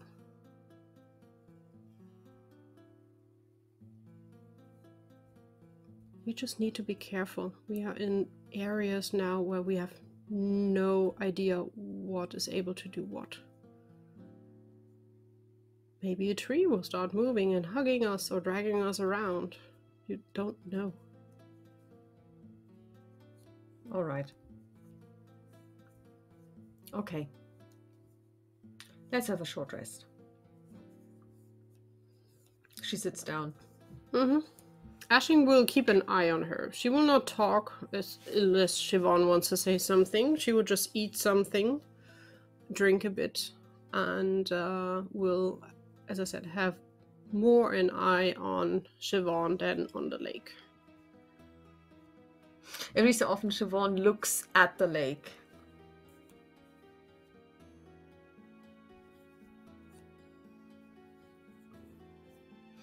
And then she gets up and says, okay, let's go. Okay. She gets on the horse. And you get onto the road.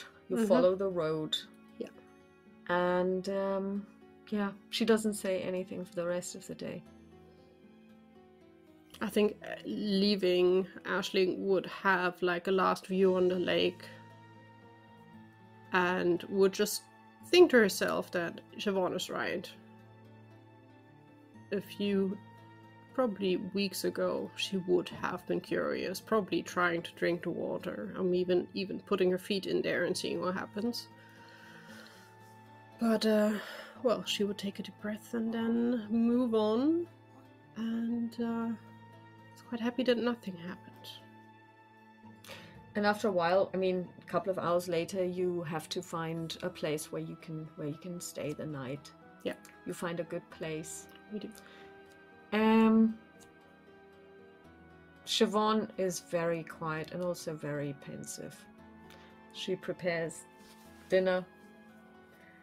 And then she sits down and she just looks in front of herself. Let's see how she does.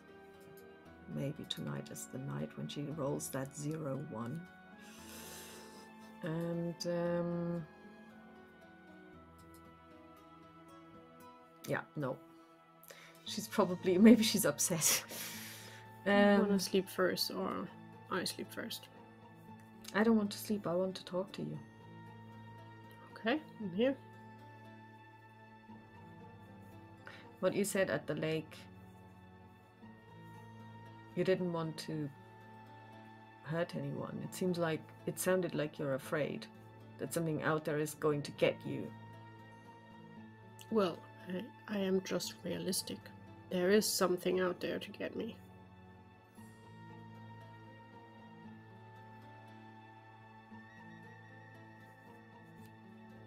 You can't keep thinking like that. I'm just learning to be careful.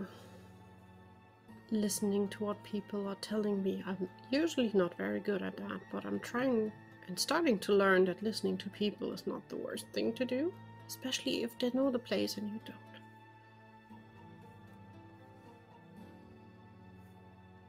Would have been a natural lake that looked like a lake we know. Believe me, I would have gone fishing, maybe taking a bath, because I feel like I could take a bath. But that was not a normal lake. And I just heard the voices that told us, stay on the road, the forest is dangerous. And I know that is not a forest, but it's part of the forest.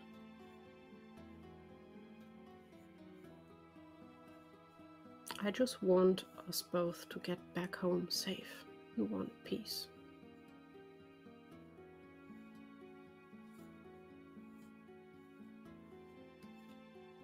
You worry so much.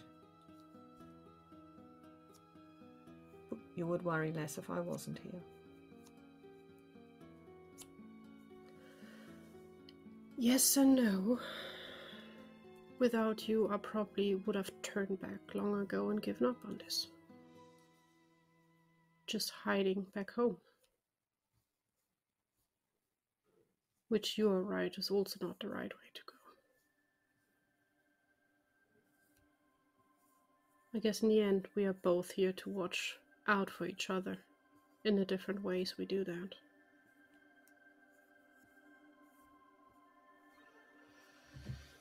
I think you should go to sleep now. Worry less. You too. We just need to stop worrying about the different things. Well, the only thing I worry about is you, really. Well, then worry less, because I am fine. Cursed, but fine. She boops you on the nose. See? It's still there. One piece. Go to sleep and I'll wake you at midnight.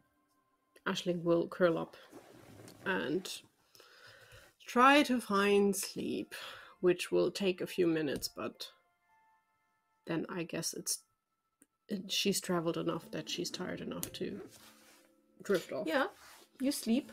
It's restful. Pretty much around midnight, she wakes you up and she says, "It's midnight." Anything happened? No, and there are also no wood sprites. None that I could hear anyway. Then let's see. It's perfectly still.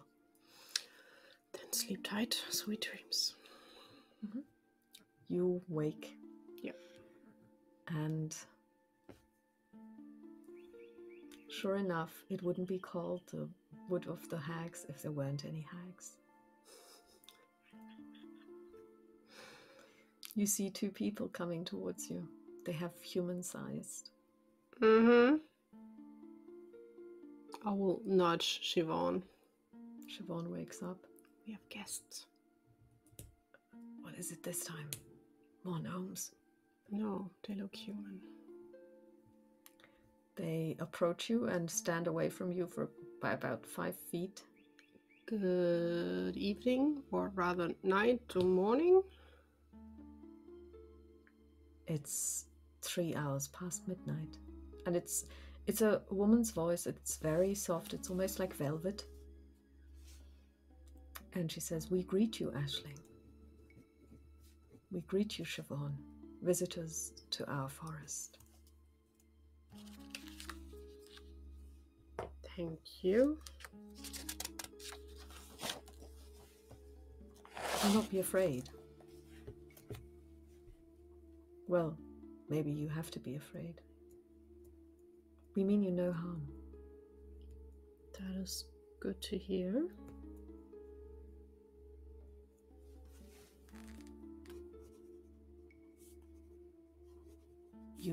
We saw you. You looked into our mirror.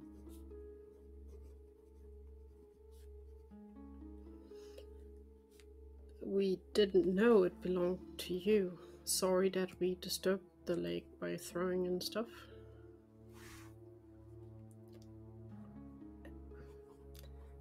The mirror is different for everyone. We don't know what you saw. We just know you looked.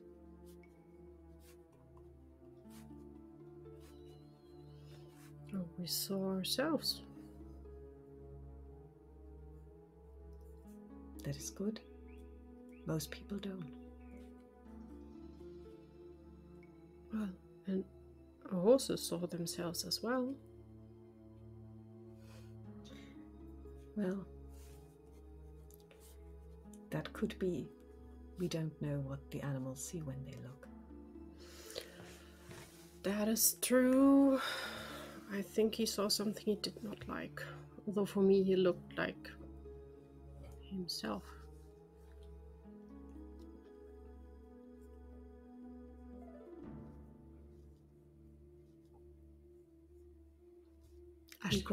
We grant you one question.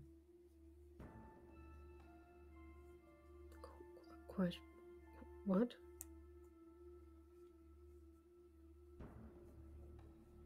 Many seek us out because they want their questions answered. Mostly they seek riches, fame, fortune, power. We don't seek them out. We don't grant them questions, but we will grant one to you. What is it, Aisling from the north, that you would like to know? Not to be mean, but what is the price for the question? You usually don't get free things just like that. Especially not important things like that. You looked into our mirror and you saw yourselves. Well, as kids, but still us. Most people In fact, all the people that we've seen through the centuries, when they look into the mirror, they don't see themselves. They see other people. They see things that they desire, things that they want, things that they would kill for. Humans. Stupid.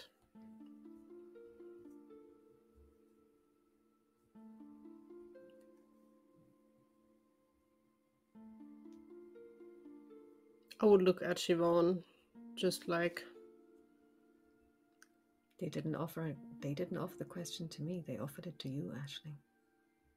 I'm not sure if asking a question will be helpful, or it will cause us more trouble. Your heart is full of fear. Well, you're troubled. Yes.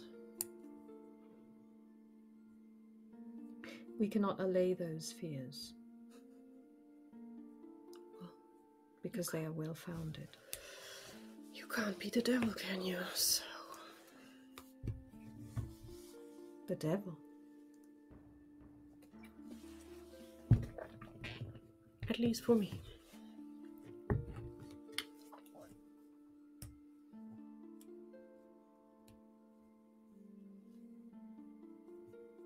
Let me ask one question. Will my friend here make it safe back home to our village one day?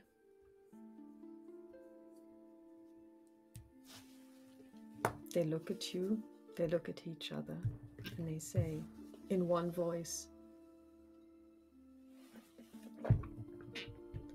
one day.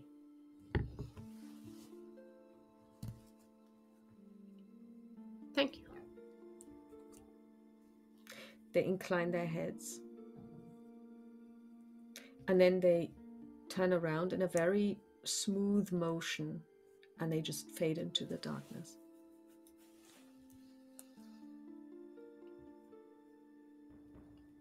I'm slowly getting to the point where I would be happy to get out of this forest. Siobhan looks at you completely incredulous. You could have asked them anything. You could have asked them about Samuel. You could have asked them about Cyrus. And you're asking if I'm getting back safely? That's the most important thing. What should they tell me about what's none of their business? Now we don't know, do we? I... You could have asked them how to get rid of the thing. Which probably would have caused him to show up and burn them. You really think that he could burn them? Honestly, I think he can do quite a lot, yes. Also, I'm not sure if they would really work against him, after all we heard. Aisling. It's none of their business.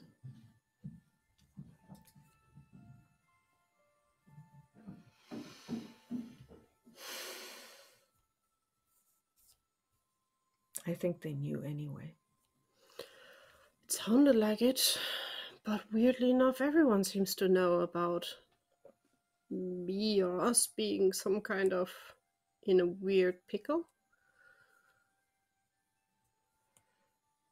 Aisling of Dunleaven, why don't you go to sleep and let me watch?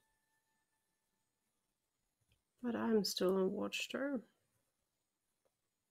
Trust me.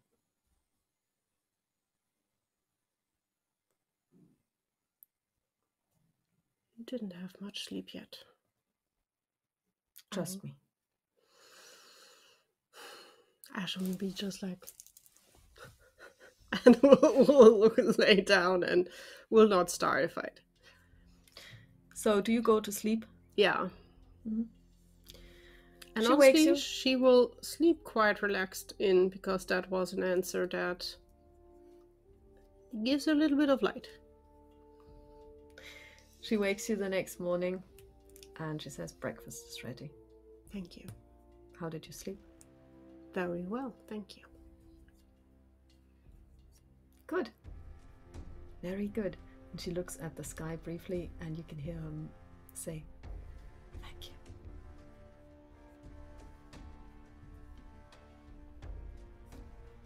I am tempted to ask, but I will not, because it seems like that is something between you and your goddess.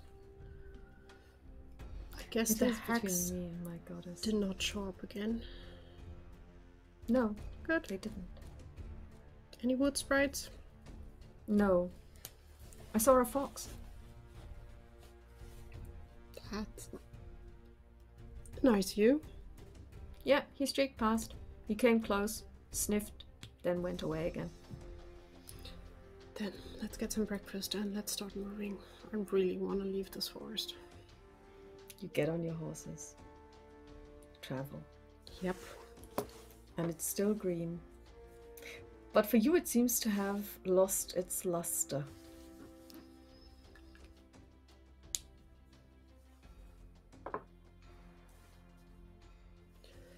So, pushing on to get forward. Mm-hmm. You push forward, you ride extra long. You think that one more night and then you'll be out. And you basically set up camp. Do you want to discuss this whole thing with Siobhan? No. Or are you... Yeah. Mm-hmm. If she's not saying anything for Aisling, this has happened. Check mark. On we go. And on you go the next day. And you can see that the woods are getting less dense. Yes. And then after about 4 hours or so, 5 hours, you break through the tree line. And what you see in front of you is a most amazing sight. It's completely flat. It's like a large steppe. Vast, very low grass, completely flat, not a hill, nothing. And then it just basically rises up in the distance, a huge mountain range. And you can see that it's topped in snow. It's that tall. It's hot, very hot. The sun is beating down, but still there is snow. And Siobhan pulls up her horse next to you and she says, "When we cross this, we'll be in the land of your mother." Yeah. Although that looks like quite far a bit to go. I thought our mountains were big. Nah.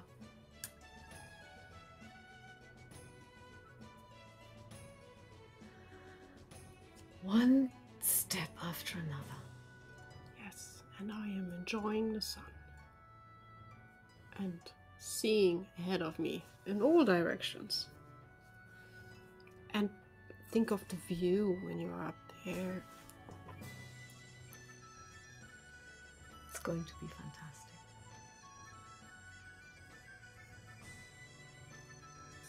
Let's go. Yeah. And she starts cantering. Mm-hmm. I'm following. And the two of you canter towards the mountains. And here we will end the first book. Aisling and Siobhan have made it this far. Mm-hmm. And we will take a break from them for a couple of months. And then we will return with the Chrysaea chapter. With the second one. In the mountains. Yeah, in the mountains and beyond.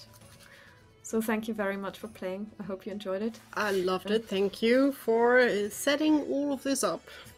And yeah, next in 2 weeks we will continue with Alice and Dottie. Cthulhu. Yes. 1931, 2nd of January, 5 o'clock in the morning. Oh boy. Until then, have a lovely day, night, whenever you're listening to this and watching. Take care, Bye. guys. Bye. O hi mina morviena, o hi mina korviena, o hi mina karechen, hi mina skare. skaren foicho. Hi mi gondal an taches an trukuk mi, kerer am feilches a chan en a hukas mi, jev mi an eigus gron rukim, nach rech ging tunich en or. O hi mina morviena, o hi mina korviena, o hi mina karachen, hi mina skaren foicho.